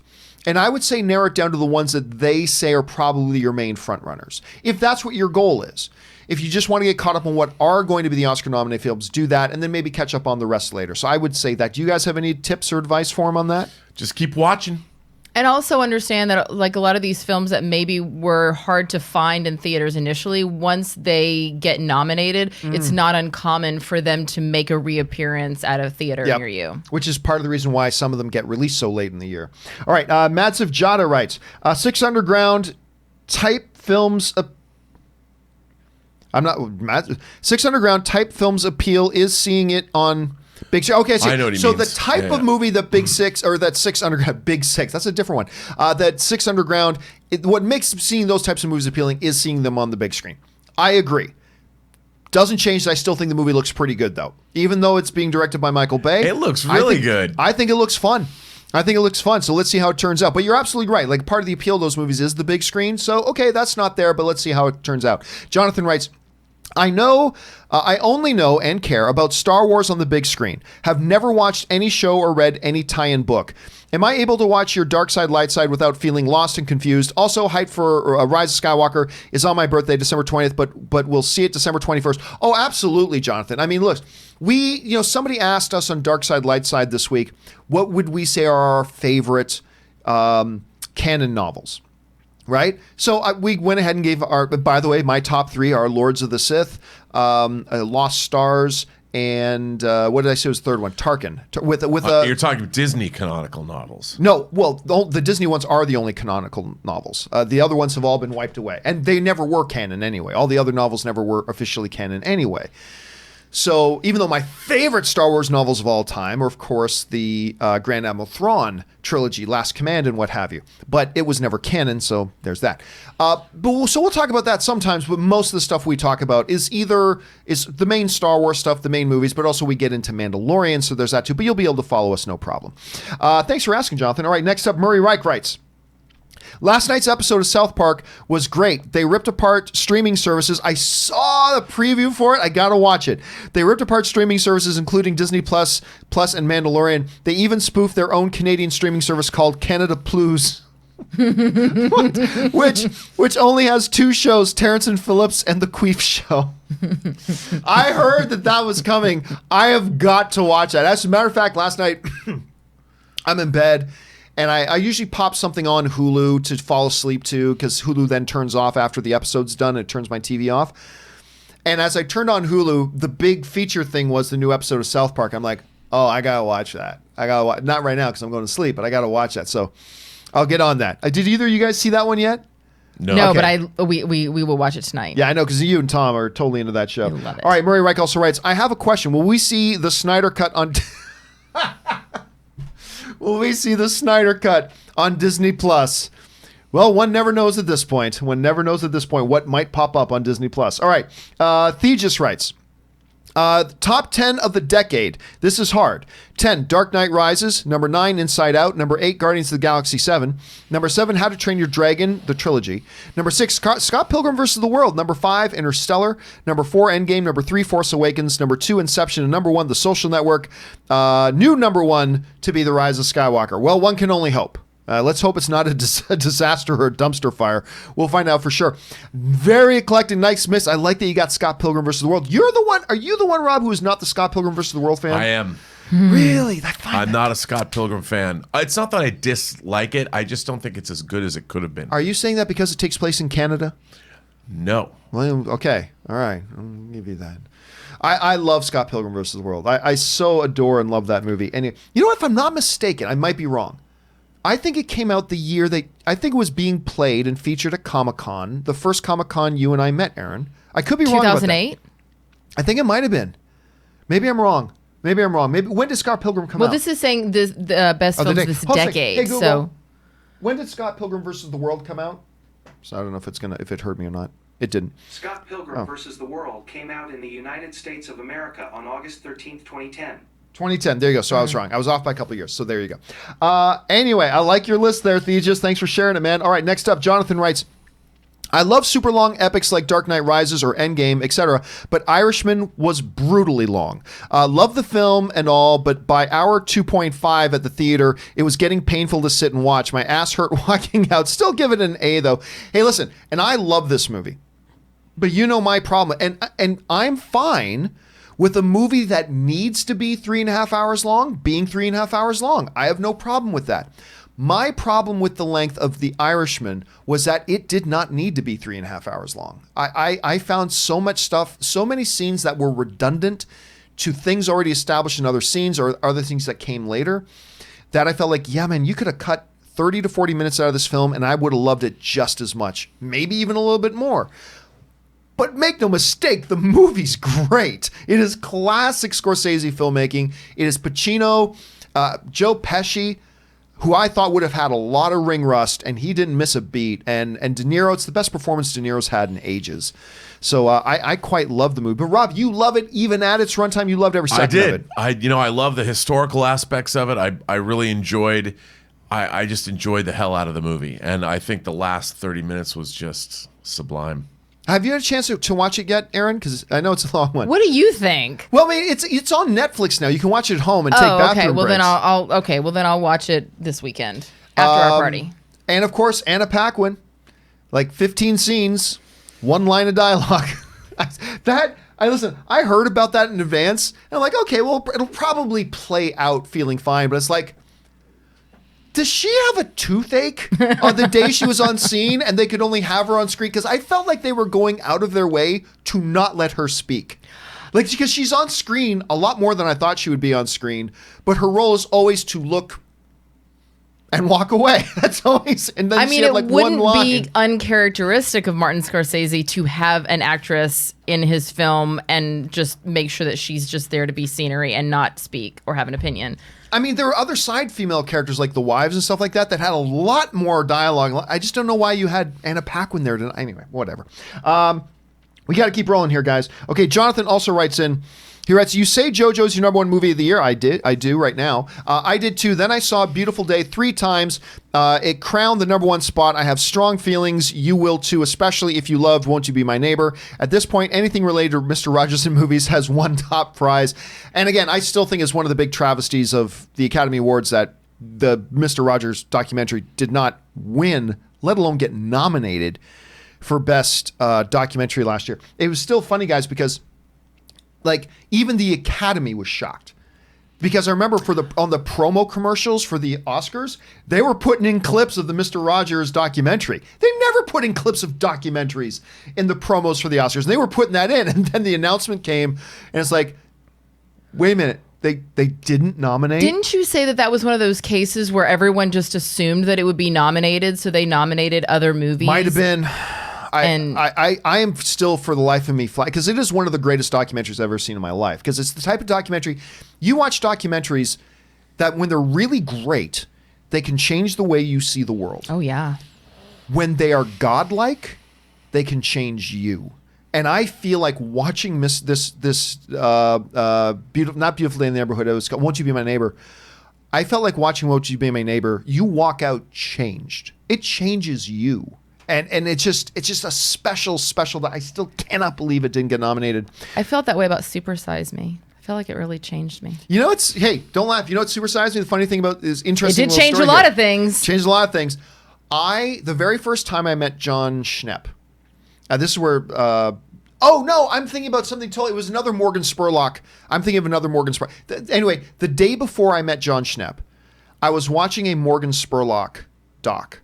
And it had something to do with geek culture. I can't remember what it was now.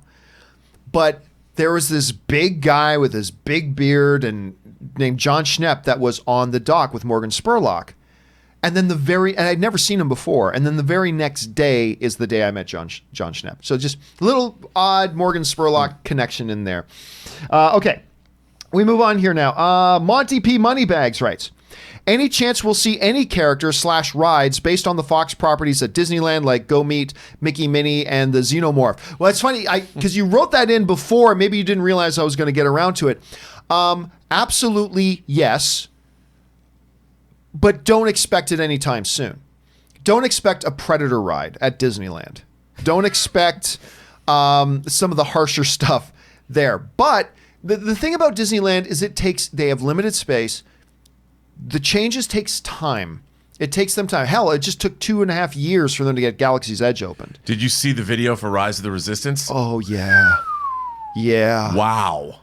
A lot of the early When are we doing things... our family day at Disneyland? Oh, yeah, we got to do that soon. Yeah, we got to get that on the books. Well, I'm just waiting. Apparently it's supposed to be open in the next couple of weeks. Okay. Today. Is Rise of Resistance open today?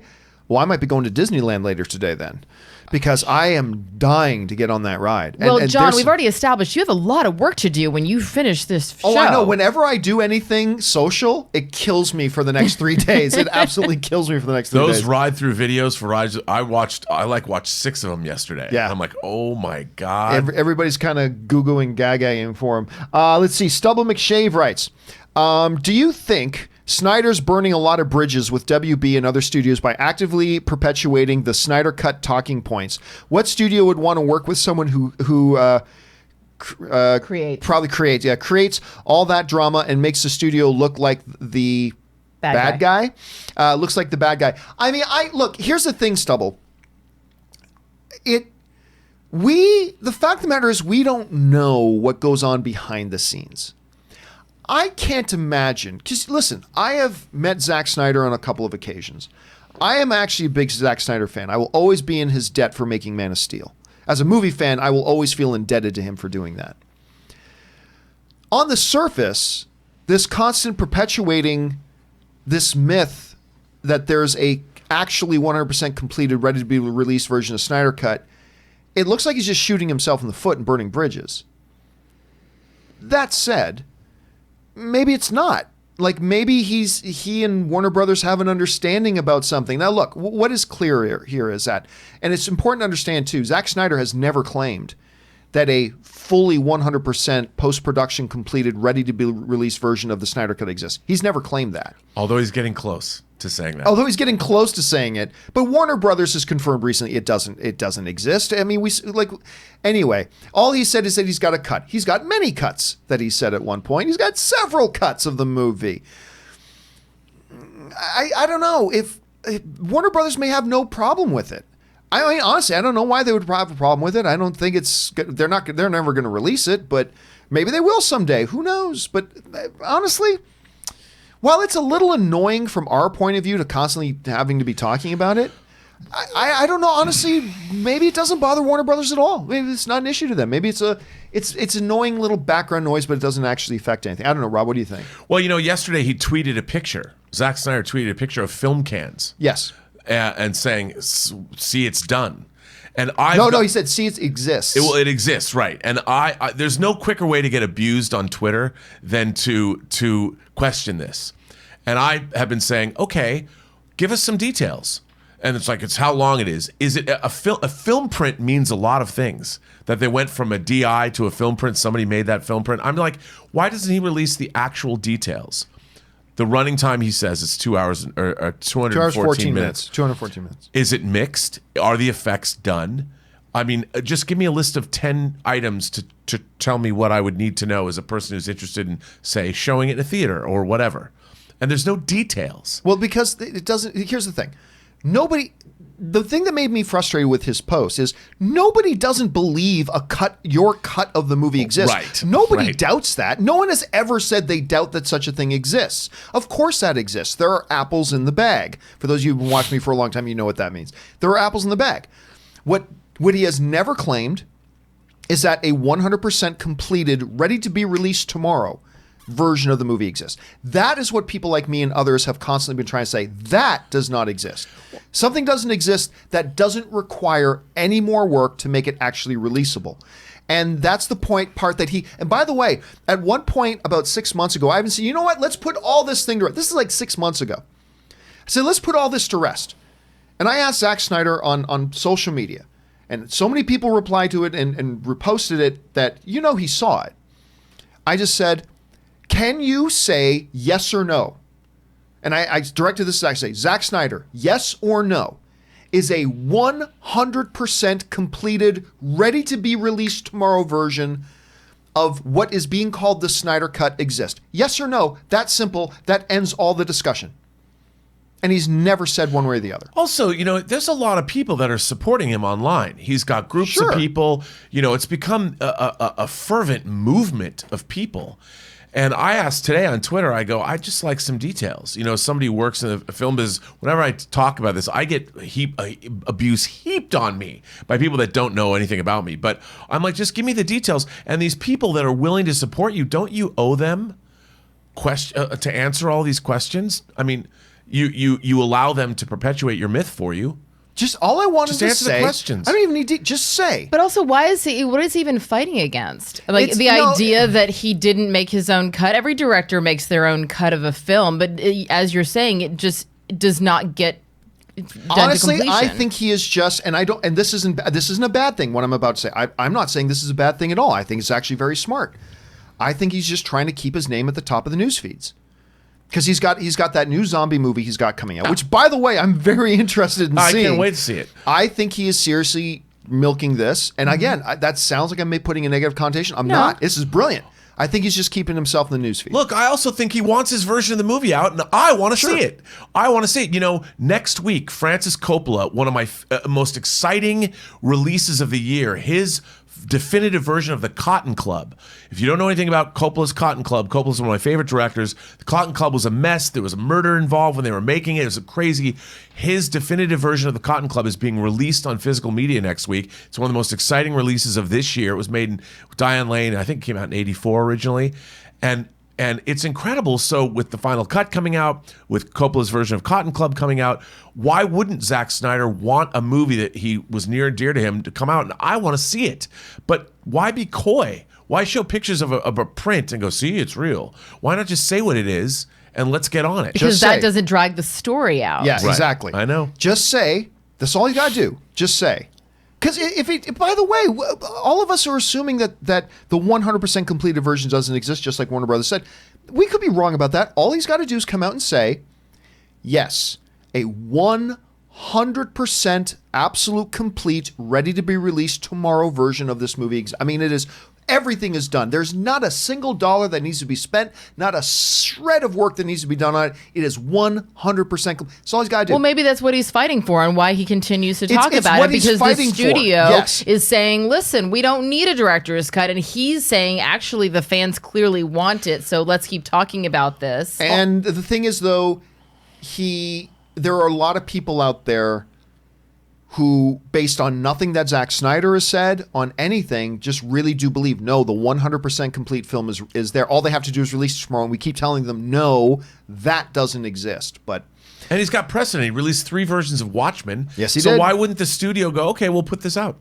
All right, anyway, we spent way too much time today and in our lives talking about this. All right. Let's go here.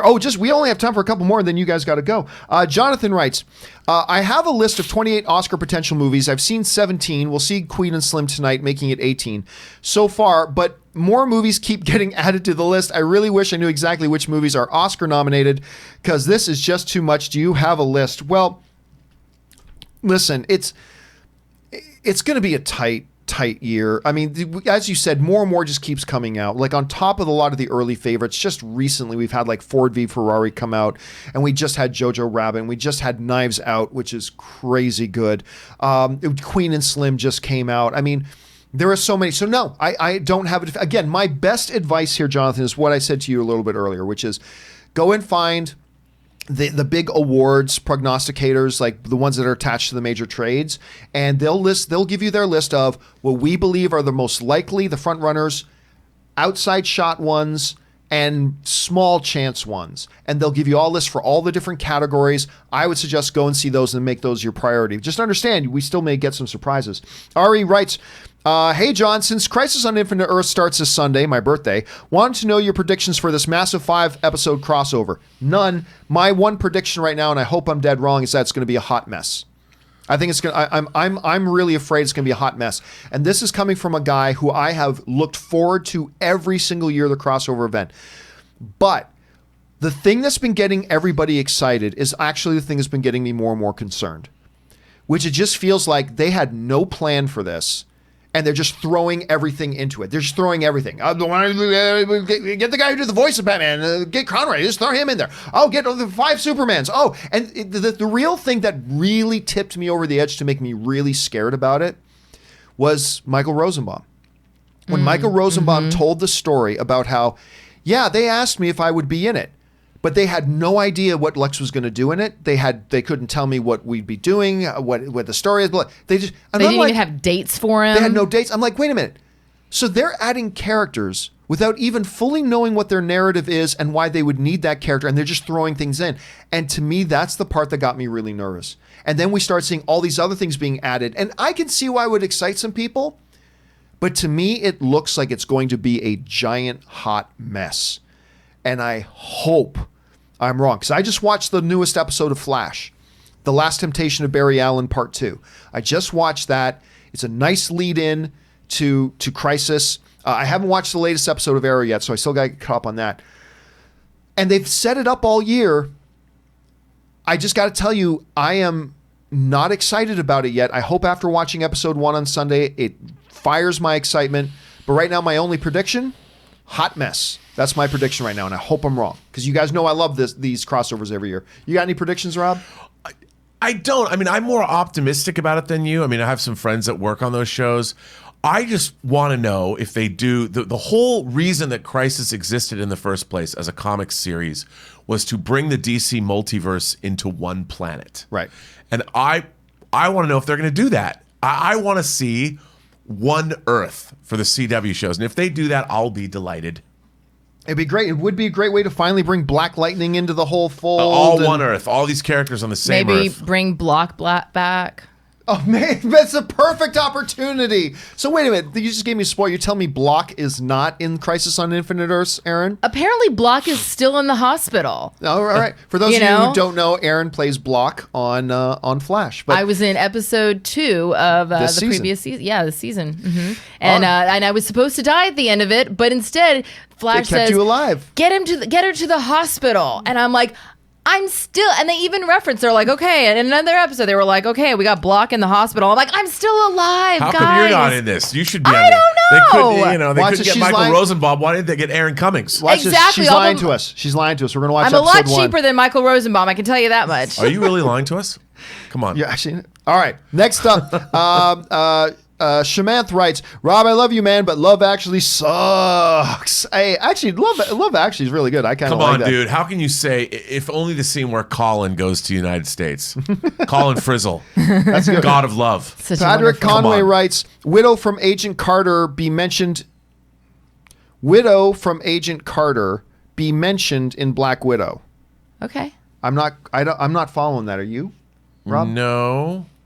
Sorry, Patrick. I'm not quite sure where we're going with that. My apologies, man. Ryan Lohner writes, they should make a show about the little girl from Galaxy's Edge. She's like the Star Wars version of Lyanna Mormont. Which little girl is that? I don't know, but Lyanna Mormont is the best. She is the best. I'm talking about the girl from the Galaxy's Edge commercial, or is there actually like some little girl that I'm not thinking about? I don't know. I haven't been to Galaxy's Edge yet, so I...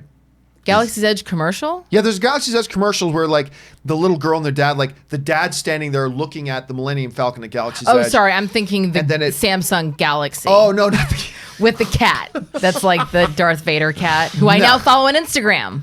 It's the one where the dad says to her, and they're piloting the Falcon. She says, "Are you ready?" And she looks at me and she goes, "Are you?" And pulls the but I don't know who the kid is. All right, last 2 questions before these guys got to go. Let's see. Goku's son DBZ writes, "Top of the morning, John. My question is, could Disney ever do CG animated movies based on Kingdom Hearts series of Game of Thrones or a series of games? I feel they could work." Okay, so first of all, Goku's son DBZ, you all know what I'm going to say. Whenever you ask a question that has the word could or the word ever in it, the answer is always yes. You simply cannot say no. Could Disney do that? Oh, absolutely they could. Yeah. The question becomes, is it likely? I'll say this. I don't think it's tremendously unlikely.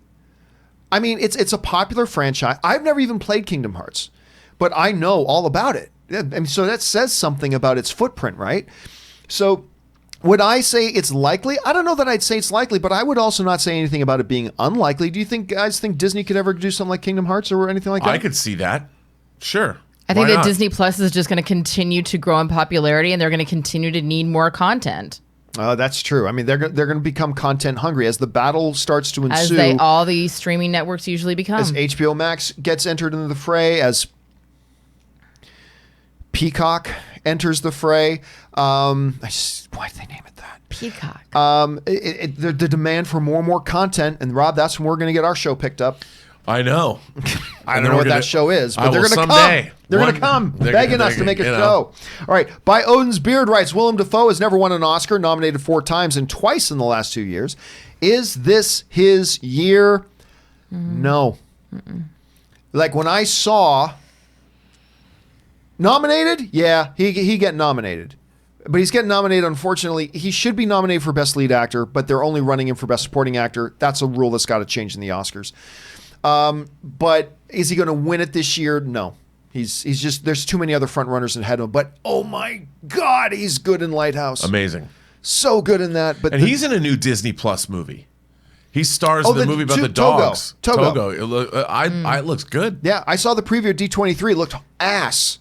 Looked absolute ass. Did it? Yeah. At least the one at D23. I haven't seen the new trailer. I watched the trailer. I'm like, I haven't seen the watch trailer. that. I only saw their little preview. I'm like, well, this looks horrible. So, but maybe the trailer will change my mind. I said last one, but this will be the last one we have with these guys here. Justin writes, hey, John, sending you this so you can plug the celebration event again, wink, wink, but also to say I sent you an email about how you inspired me to 300,000 subscribers, and I can't wait to thank you in person on the 17th. Keep up the good work. Well, thank you for that, Justin. That's awesome. You should put in there what your channel is. Yeah. Should absolutely maybe he doesn't have a channel. Maybe he has like some other subscribers. Oh yeah, maybe I don't know. But let me plug your thing, dude. Let me plug it. Let me plug your thing. Sorry, I really needed Chris Of Carr to course. be here with Hey, me. if you want to plug my I'm just YouTube saying. channel, the Burnett Work, for your 300,000 It subscribers, would not be No Pants Thursdays if one of us didn't put in something dirty. We're here to plug your thing. Now that's going to be Aaron's t-shirt next week. Anyway, guys, listen. I've been waiting for that my whole life. That will wrap it up for Aaron Cummings and Robert Meyer Burnett being here today. Guys, always awesome to have you guys in the room. So, Robert, let's start with you. Where can people follow you and your adventures? You can find me on Twitter at BurnettRM, find me on Instagram at Robert Meyer Burnett, or find me on my own YouTube channel, The Burnett Work, and I promise my microphone sounds better than it did yesterday. Oh, had mic problems yesterday? I didn't even realize, for whatever reason, it wasn't working, and I'm just talking away, and you know. I've had that happen. It happens. That's what happens. You're trying to be the engineer and the on-camera talent at the same time. Speaking of on-camera talent, Aaron Cummings. Aaron, where can people find you when you're not gracing the John Campea Show? You can find me on Twitter and Instagram at Aaron L. Cummings. And I was wrong on my dates. You can actually find me tomorrow night on the CW in the first episode that I do of Dynasty, or as I like to call it, Dynasty. So make sure that you're watching at the very beginning, because I come on strong right from the top and I last the entire episode. That's I'll be what back he for... I love it. So, yes, that's Dynasty tomorrow night on the CW. But I'll be back here tomorrow, and I think I might bring my little buddy Joey with me. Oh, do bring Joey. And Robert, you're all going to be here tomorrow. So we look forward to seeing both of you guys tomorrow. But as for now, guys, we still have about 20 minutes left. So let's keep on firing through the questions that you guys have sent in. And we'll pick things up here with Amin, who writes, your best Daniel Craig Bond versus the best Mission Impossible film. Which one do you like more? Casino Royale. I mean, I like a number of the Mission Impossible films very, very, very much. Actually, I like a number of the Mission Impossible films more than almost all the other Daniel Craig films. But Casino Royale still holds a really, really special place in my heart. So I'm going to go, it's a tough one, but I'm going to go with Casino Royale. Termite 30 writes, the new Mulan trailer made me tear up. Amazing. I agree. It is a wonderful trailer. And I mean, bested a little bit by the Bond trailer, sure, but on its own, my God, that was a really good trailer. It amped up my excitement quite a bit. All right, Michael Lagrange writes, Mulan just shot to the top of my most anticipated list for 2020. That trailer felt so special to me, and I cannot wait. I agree. And look, we say this all the time. The job of a trailer is what? To take your excitement level, wherever it is, no matter if it's really low or really high, and nudge it up a couple of notches. This trailer, like, I've always been intrigued by this movie and I've been looking forward to it, but this trailer really bumped up my excitement level for it. It's such a superior trailer to the first one. So yeah, I'm with you, Michael. I just thought it was dynamic. Dim5 writes, Netflix, dumping ground or a director's playground where you can be as indulgent as possible and make 3+ hour movies and not worry about box office interfering with your great directorial vision. Anyway, how about that Mulan trailer? The Mulan trailer was great, but here's the problem. And, you know, Robert articulates this better than I do, but we've talked about this on the show before. See, right now, everybody looks at Netflix as this great director's playground. But Robert and I had a conversation about a year ago about how this ain't going to last. Because at some point, just throwing money and just making whatever and all that kind of stuff, at some point, that's going to become problematic because Netflix is in debt. And it's going to become problematic. Then what happened? A couple of months ago, Netflix announced that they're actually going to be cutting back on their budgets. And now they're only going to be putting money into movies that they feel will land as hits and bring in big audiences. So they're kind of limiting the amount of money they're putting out now because they need to. So the heyday of, listen, the great thing about Netflix is you can make a 3.5 hour movie and not worry about the runtime. I still think you need to worry about whether a movie should be 3.5 hours, like whether your particular movie should be 3.5 hours. And I still contend The Irishman should not have been 3.5 hours. It should have been maybe 3. That said, this euphoric playground that Robert used to talk about a year ago, he will now tell you that euphoric playground future of Netflix where directors just go and make any project they want. I can't get this project made anywhere else. I'll just go make it on Netflix. Those days are coming to an end. Especially with big competition coming up now. So we'll have to kind of wait and see how that'll kind of, adjust itself out. Slim Trav writes, Tom Hardy cameos in 35% Tom Hardy cameos in Morbius. Ooh. You know what? Okay, I'm going to go under 35%, but not much. Not much. I'm not going to go way under 35%. I think that's an interesting idea, and I think there's a decent chance it could happen. 35% is a little high for my comfort, so I'm not going to take that action. So I'll go under, but I think there is a decent shot. It could happen. Chris Warden writes, I know it's not that important, but I just realized No Time to Die is the first Bond movie in 25 years not to have a November opening, end of an era. Is that true? God, I wish Robert was still here. If that's true, I had no idea. How could something that significant be there and I have no idea? I had no idea about that. If that's a real stat, that is actually, Chris, infinitely fascinating. I find that crazy fascinating. If that's true, I'm going to have to go and check that out. Thank you for bringing it up, man. Nick Garula writes, Mulan trailer number 2 was something special. I completely agree, Nick. It was special. It's a special trailer. It's got action. It's got warmth. It gives us character. Can't ask for much more from a trailer. And it did what trailers should do. First trailer, just introduce us to the film. Hey, everybody. Our name's Mulan. We got a movie coming out. Nice to meet you. Second trailer needs to start giving a little bit of depth, giving us a little bit more of an idea of the DNA of the film.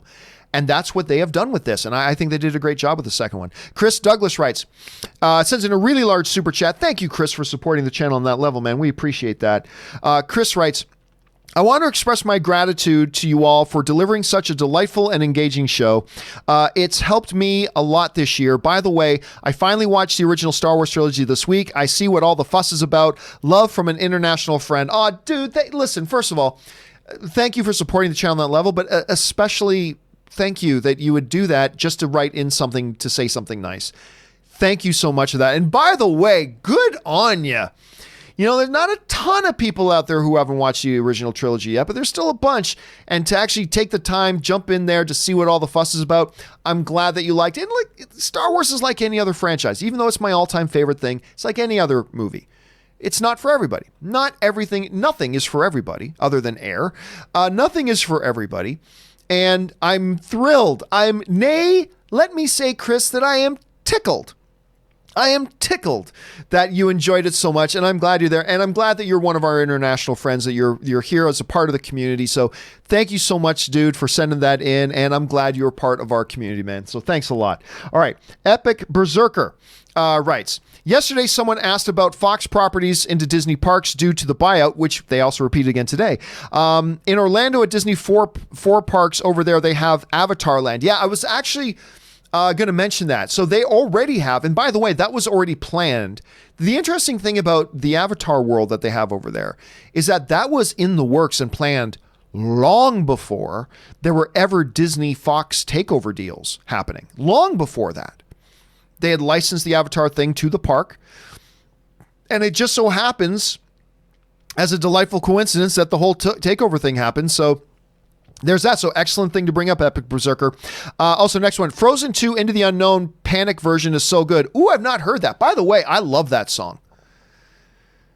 And again, Idina Menzel, her singing, God, that woman can sing. Anyway, it's a terrific song. It's not Let It Go. It's not quite as good as Let It Go, but if you haven't heard the piece, the Frozen 2 song Into the Unknown is great, but I have not heard the Panic version. I'm going to look that up, Epic Berserker. All right.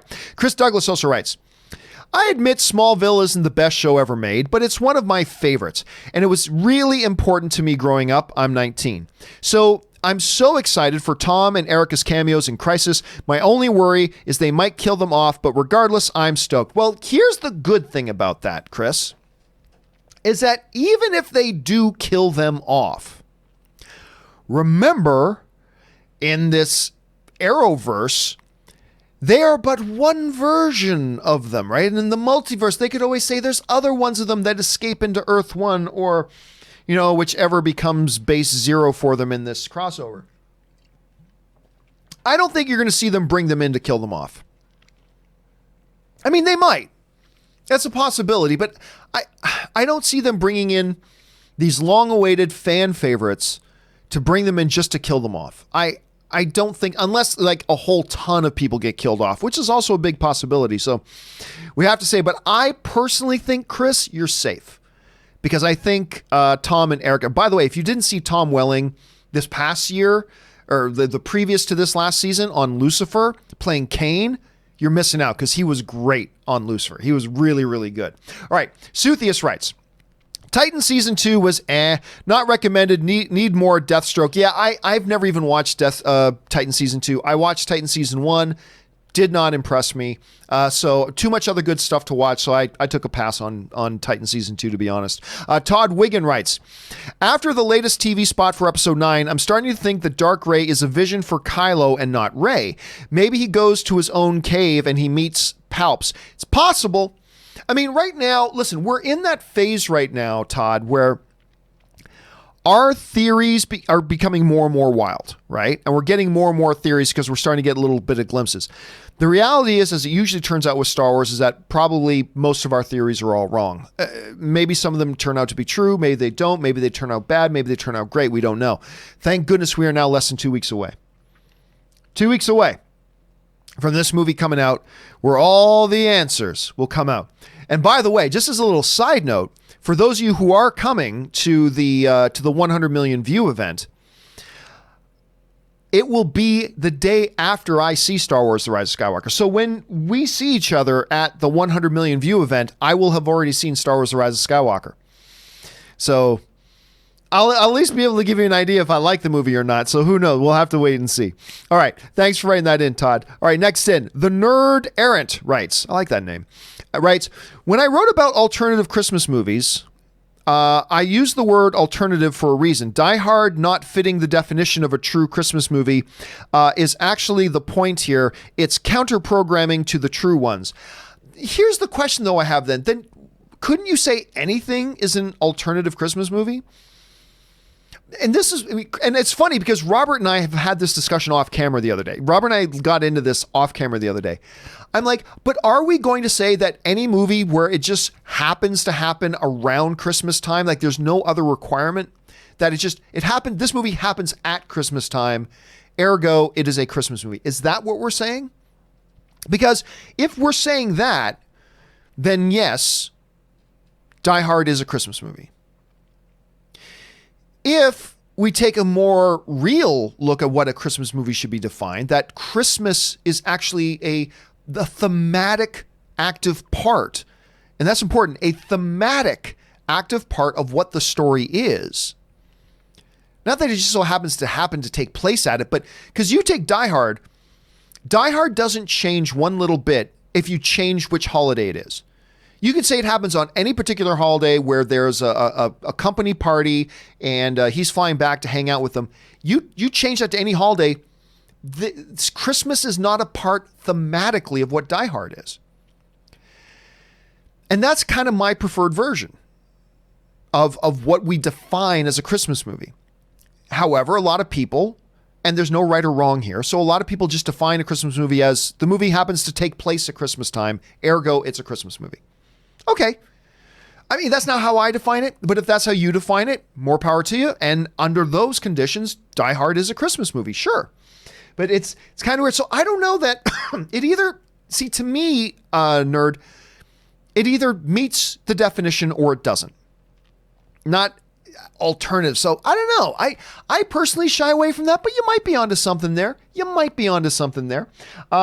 Here for Chris Carr writes, No Pants Thursday has become my favorite day of the week. I could listen to Chris and Aaron talk movies all day. And of course, Chris was not here today. She is in New York right now on a holiday season trip.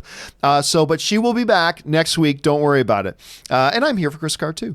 Chris Douglas also writes, Hey, John, sorry for the off-topic message, but I just became a Patreon supporter. Oh, thank you so much, Chris. I was wondering if you consider adding the audio version of Dark Side, Light Side to Patreon. Also, I'm curious if you still do the Best of the Week shows and Facebook AMAs. Well, I stopped doing the Facebook AMAs because, although I guess I could still do them, but I stopped doing them because we do, for Patreon supporters, we've been doing these at least 3 times a week, sometimes 5 times a week, but we're doing at least 3 times a week. We've been doing these post John Campea Show chats with me and anybody who's a Patreon supporter that wants to come in there and be a part of that. As far as Dark Side, Light Side goes, I do not think we're going to be adding that to the Patreon audio feed. The reason being is because I think what we've decided, we've had a lot of demand, a lot of people asking, what I think we might do, and I don't know this for sure, I think we are going to just put Dark Side, Light Side out as a podcast period. I think we're going to let that go out just as a podcast period. And not exclusively for our Patreon support, but rather out to the audience as a whole. Which brings up a little bit of an announcement regarding, you guys probably noticed we did not have the Weekly Hero yesterday. So here's the announcement regarding Weekly Hero. So, as we talked about on this show, my work schedule is rather chaotic. And on days where we have a second full show to do, like Tuesdays with Dark Side, Light Side, it really throws my world into chaos. And having 2 days back to back where I have another full show to do in the afternoon has really been crushing me. I'll be honest with you. I have my limitations and it's been crushing me. I thought I could keep up with it. I overestimated what I could do. So we have decided that we are going to cancel the Weekly Hero YouTube show. And what Robert and I are going to do instead, because this is less than 1/3 of the work for me, is Robert and I are going to continue doing Weekly Hero, but we're going to do it as a podcast. Because when you do it live as a show, it introduces a couple of complications. One, we have to go live at the time that we've set live because we've got a live audience, right? So there's that. But the bigger thing is, the graphics have to be put together. We have to have the scripts done.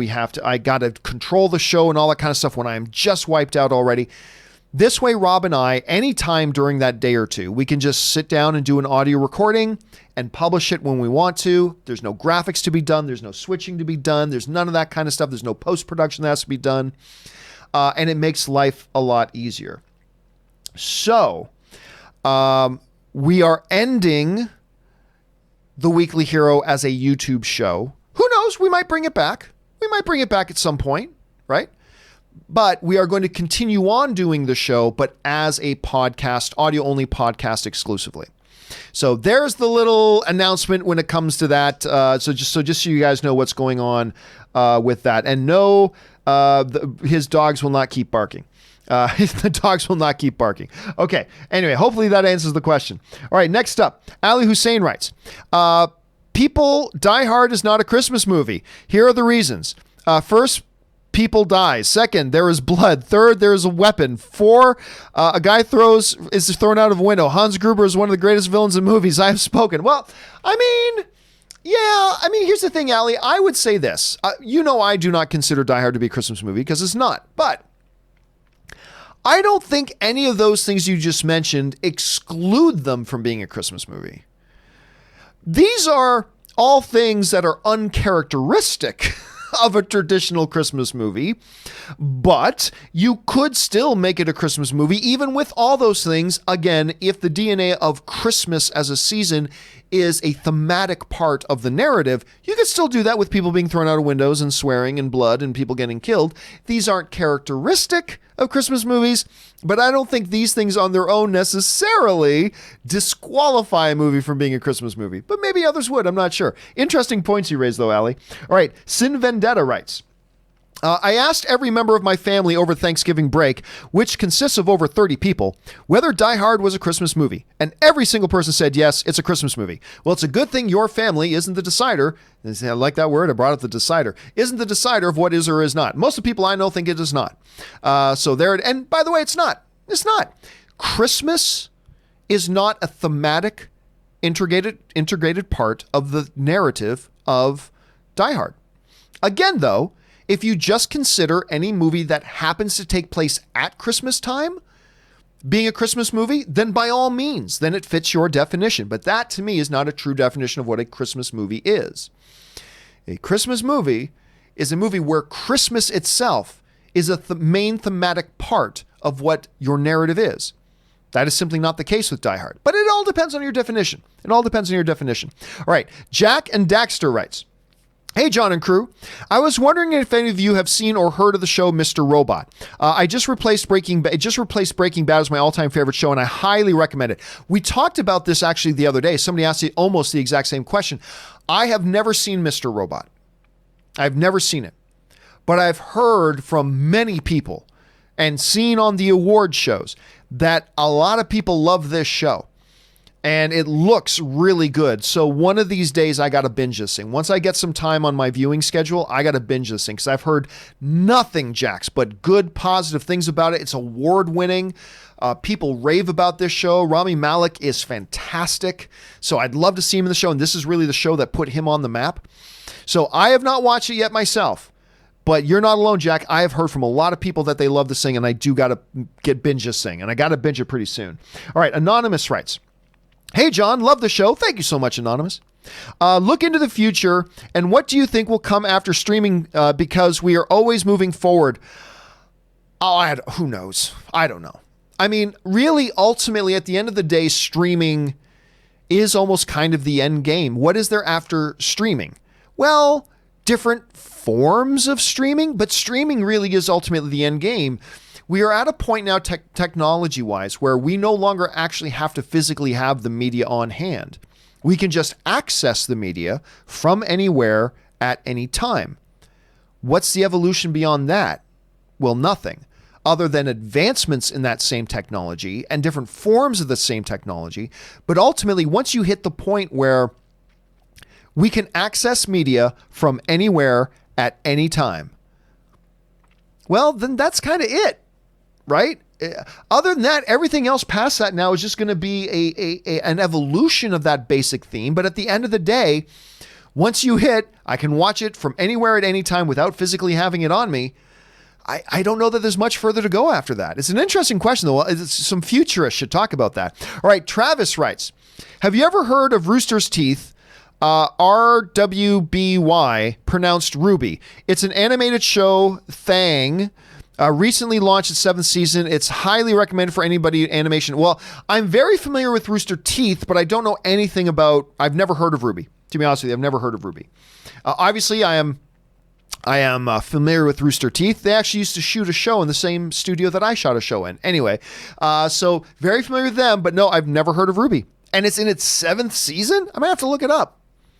I mean, because when something lasts that long, that means it's got to have some staying power. So I'm probably going to have to look that up. Thanks for putting on my radar, Travis. All right. Mad World Production writes, hashtag release the Snyder Cut. Well, first they got to finish the Snyder Cut. Then they can release it. Meta Puppet 007 writes, John and crew, have you seen the Uncut Gems trailer? And what is your opinion? Oh, yeah, I love the trailer. The trailer's fantastic. And Adam Sandler just won. Now, the unofficial start of award season is the National Board of Review when they hand out their awards. And they just named Adam Sandler Best Actor of the Year. So it's got momentum. I think the trailer looks fantastic. I'm very excited to see this because I've been saying for almost a decade now, Adam Sandler is too naturally gifted at doing dramatic roles to be wasting his time on his crappy comedies that he's been doing for the last 10 years. Adam Sandler is one of the all-time greats at comedy, but those days are behind him. His comedies now suck. But as a dramatic actor, holy crap, he is one of the most naturally gifted dramatic actors we've seen, and it all starts all the way back with Reign Over Me. If you've ever seen his movie, if you haven't seen his movie Reign Over Me, go watch it. So I'm very excited about this one, Meat Puppet. Very, very excited. All right, Tom S. writes, or I should say Todd S. writes, with digitizing and de-aging techniques, for example, if Robert Downey Jr. was body scanned when he made Iron Man, could they use the scans and an older Robert Downey Jr. to keep making Iron Man films even years later when Downey is in his 60s? This would allow franchises to keep going. They could. And by the way, I have no problem with that. The thing I have a problem with is when it's not even the actor in the movie. The thing I have a problem with is when Robert Downey Jr. is not even there, they're just using a digital recreation of him. That, to me, crosses a lot of lines. But hey, if it's Robert Downey Jr. in the movie and you're just... Listen, at that point, the CGI and the techniques is just like makeup, right? For years, they've used makeup to make an actor look older or look younger. This is just a new version of it. Instead of using physical makeup, they use a digital makeup to make them appear whatever. As long as it's actually Robert Downey Jr. in there, I got no problem with it. Whether they'll do that or not, I don't know, but they could. Demetrius writes, unfortunately, I didn't like Parasite. I want to. Well, listen, Demetrius, film is subjective, dude. You're not going to like every movie. I don't like every movie. You're not going to like every movie I like. I'm not going to like every movie you like. That's what's great about being a film fan. And that means there are going to be movies like Parasite that I consider to be right now the second best film of the year. But that means there are going to be other people who watch it and it doesn't work for them. And there's nothing wrong with that, dude. That's the best thing about being film fans is our wide diversity of our experience with different films, the ones we consider great or not. So there's nothing wrong with that, my friend. All right, Todd Wiggin writes, son of a nutcracker, I forgot about the tipping site for my super chat. So here's a double dip for you guys. As always, great show, everybody. Well, thank you for that. Seriously, honestly, dude, thank you that even as a viewer, you're just thinking about supporting the channel. Thank you for that. I appreciate that very much, Todd. I really do. Thank you. All right. Galactic Train Spotting writes, do you think that only the foundling Mandalorians do not remove their helmets as a sign of appreciation and maybe a sense of solidarity and belonging? Well, here's the thing. I didn't get a sense from Mandalorian that entire conclave is all foundlings. I never got that sense that they were all foundlings. As a matter of fact, I believe they just said that the one Mandalorian character, which was voiced by John Favreau, is actually direct relation to another Mandalorian that we've seen in Rebels. Or was it Rebels or was it Clone Wars? Can't remember. Anyway, so I don't think they've suggested that they're all foundlings. They refer to foundlings, but never as if it's their collective we. You know what I mean? Because what you're suggesting here would make sense. If they were to say that all those Mandalorians are actually foundlings, that would be a very interesting thing, that their no helmet off rule is a part of their respect to their adopted culture. That would make sense. But again, I haven't seen anything in Mandalorian suggest that all of that conclave were themselves foundlings. As a matter of fact, I think they've done a couple of things that suggest against it. But that's just my thought. You could be onto something there. All right. Mad World Productions writes, Zack Snyder released a picture of the watermelon. No, he didn't. No, he didn't. The watermelon is right there. I can taste it. And yes, I'm eating a bowl of watermelon, but whatever. No, he didn't. He put out a picture of something he's always had. That's it. And he has never said that the movie is 100% complete and ready for release. He's never said that. And when pressed about it, he stayed quiet about it. Warner Brothers has affirmed to Variety, in the article that Variety wrote last week, that Warner Brothers is still resonant about ever releasing something like that, not to mention it was going to cost millions and millions and millions of dollars to actually finish it, post-production finish it, and to a degree that it's actually ready to be released. That doesn't exist. A cut of the movie exists. The apples are right there, but that's all he showed us, dude. All he showed us was another pile of apples. The apples are there. They exist. There it is. So when he comes out and says, I'm getting tired of people saying it doesn't exist. Well, no, what you have, nobody is denying exists. Everybody knows that you have your cut of the movie. But they barely finished the actual theatrical release on time for release. They didn't finish. And by the way, remember, Zack Snyder said he's got several cuts of it. Ain't just one. He got several of them. You think they don't. Warner Brothers never finished it. It's not his to finish.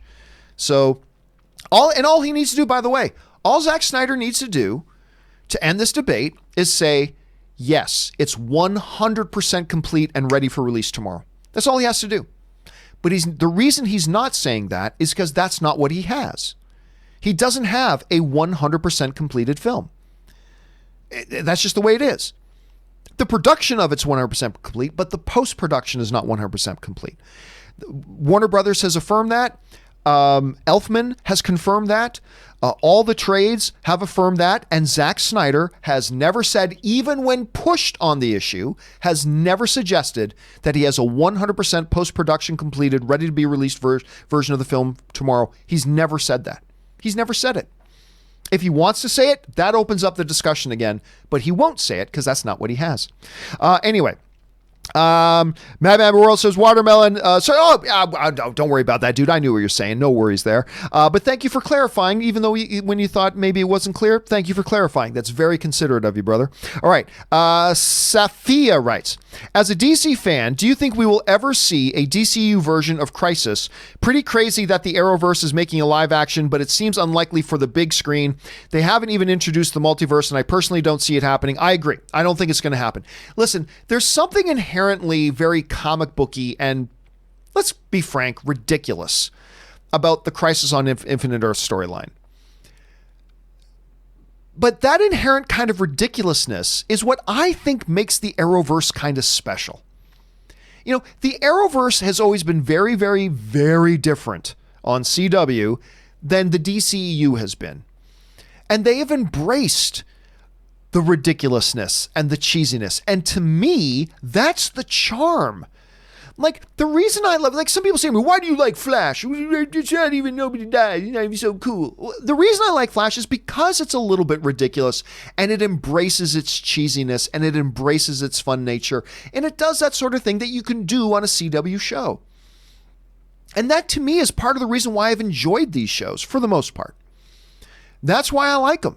That, to me, is the heart of their charm and what makes them distinct from the theatrical iterations of their universe, right? That said, that's why you can do something as throw the kitchen sink, that's why you can do that on CW. You can make this version of Crisis on Infinite Earths on CW because it actually plays into what I think are the strengths of the DC on the CW, the Arrowverse. It plays to the strengths of the Arrowverse. Theatrically, I don't see it. I don't see it. Not when you just put out this incredibly grounded and gritty Joker movie. I don't see it.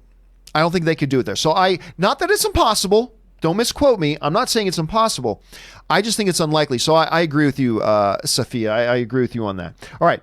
Austin Milligan writes, hey, John, now that the end of the decade is near, I just got wondering who would be the actor/actress of the decade along with director and film. I would go with Christian Bale. No. Christopher Nolan and Inception, 16 Oscar nominations in just 10 years. Yeah, I don't think so. I haven't sat down and done my list yet. As we get close to the end of December, I will be putting out my top my top lists of the decade. I'll be putting out my top lists of the year, but I'll also be putting out my top list of the decade.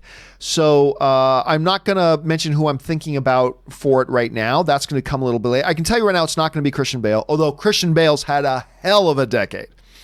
Christian Bale has had one hell of a decade. Absolutely he has.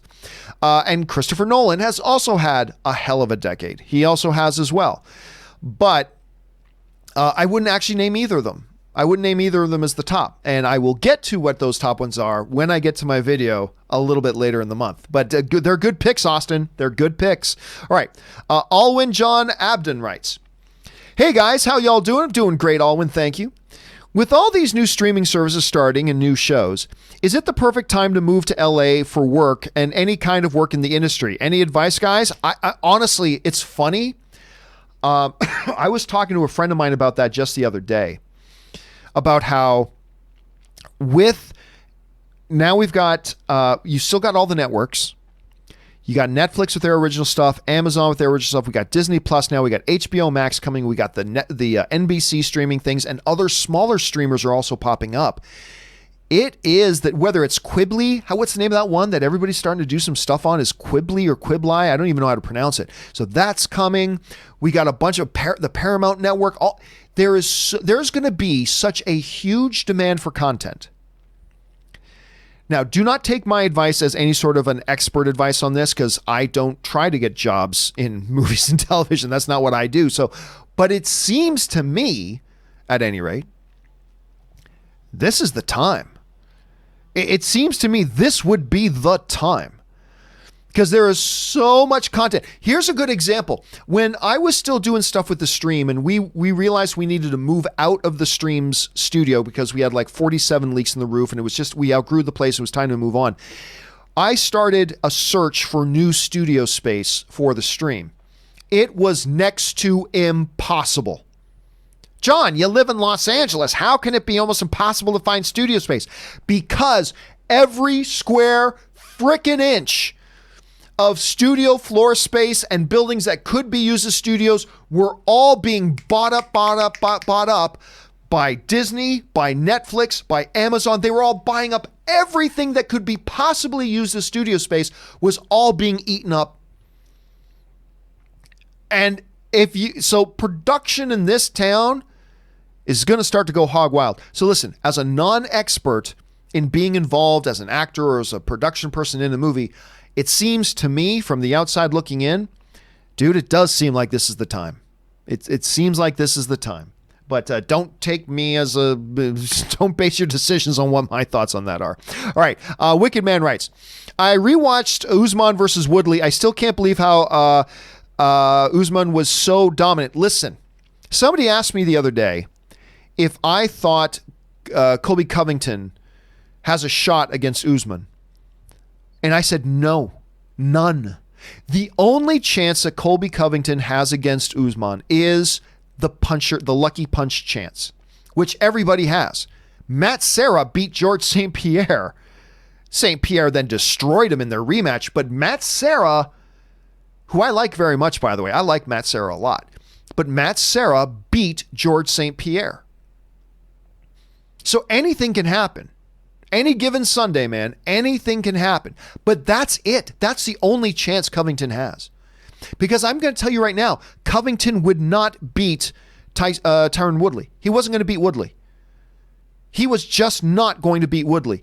And Usman destroyed Woodley. Other than George St. Pierre, Woodley is probably the most dominant welterweight champion there has been in the UFC, other than George St. Pierre. And Usman owned him. He annihilated him. He destroyed him, and he dominated him from bell to bell. Covington would have lost to Woodley. He's got no chance other than a lucky puncher's chance. Other than that, he's got no chance.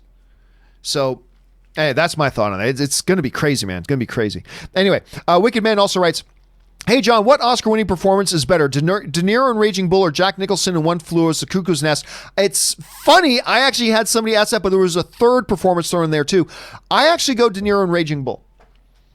I like De Niro in Raging Bull. As a matter of fact, let me just pull up something here. De Niro. Let me just pull up something here because I want to make sure I get this year right. Because I could be off on my year for a second here. Where the hell did it go? There it is. Okay.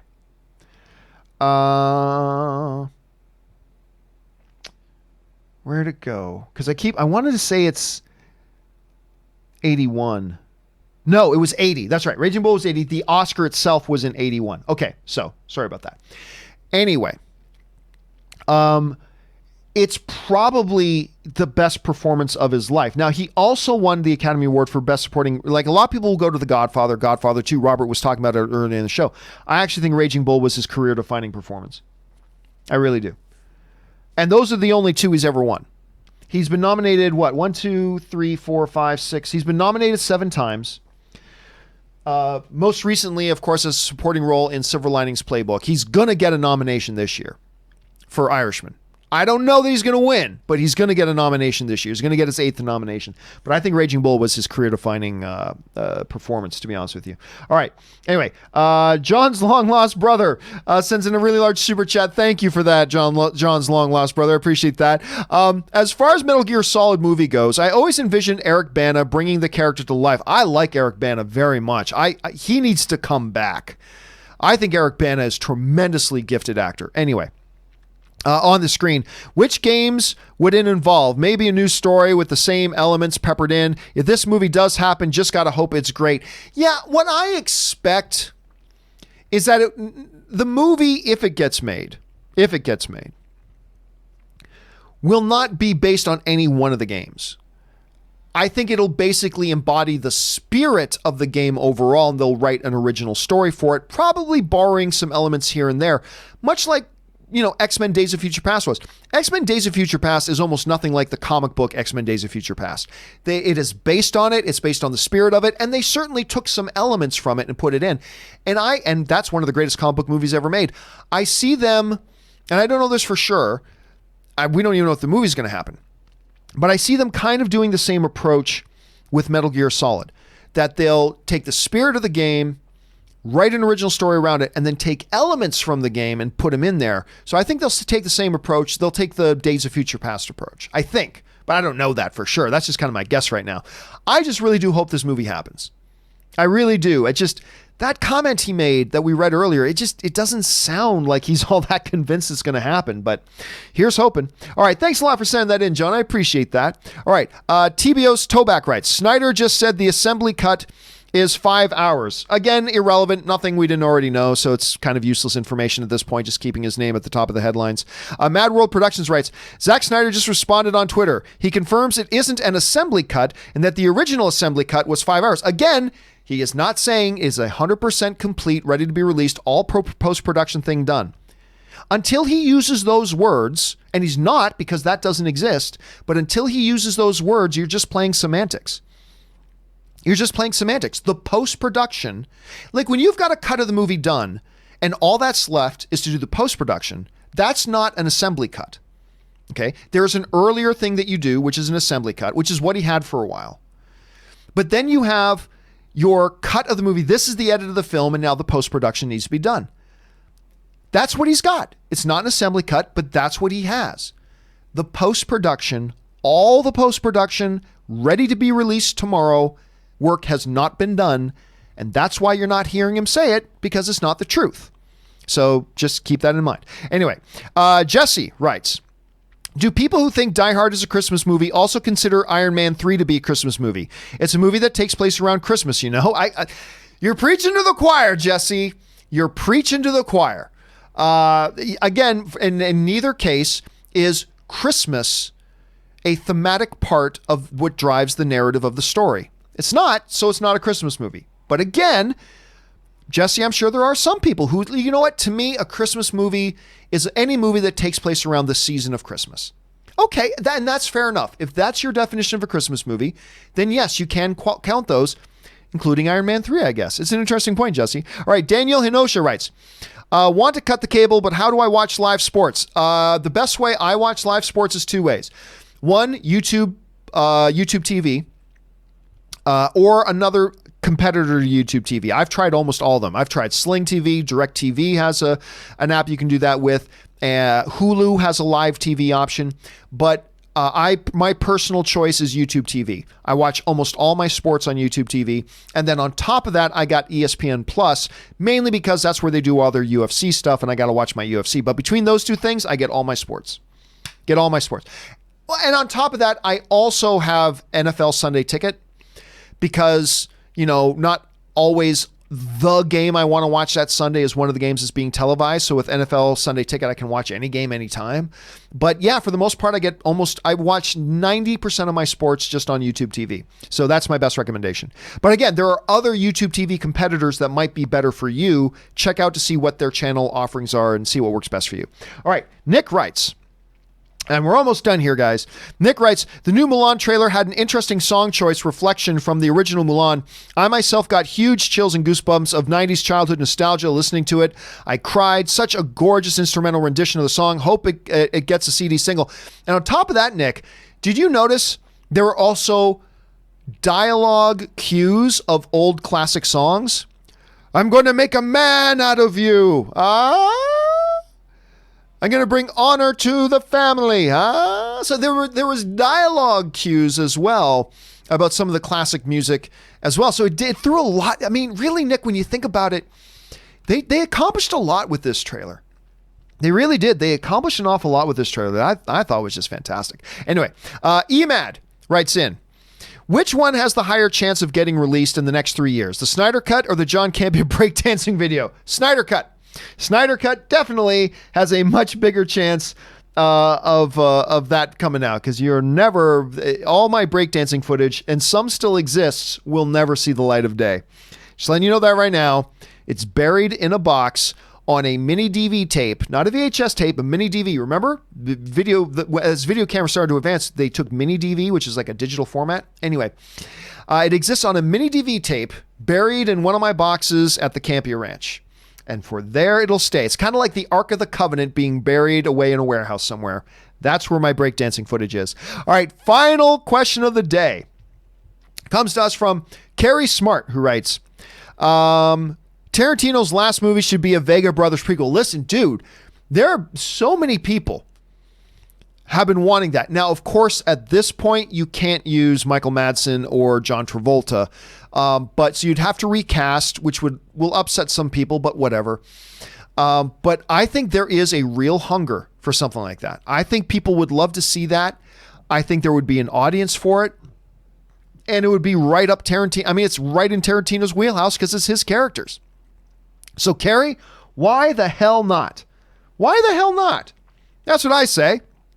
Go ahead and do it. So why the hell not? All right, guys, that will do it for today's installment of the John Campea Show. Thank you guys so much for being here. Thanks to Aaron Cummings, Robert Meyer Burnett for being here. Of course, both of them will be back on the show again tomorrow. Make sure you guys are too.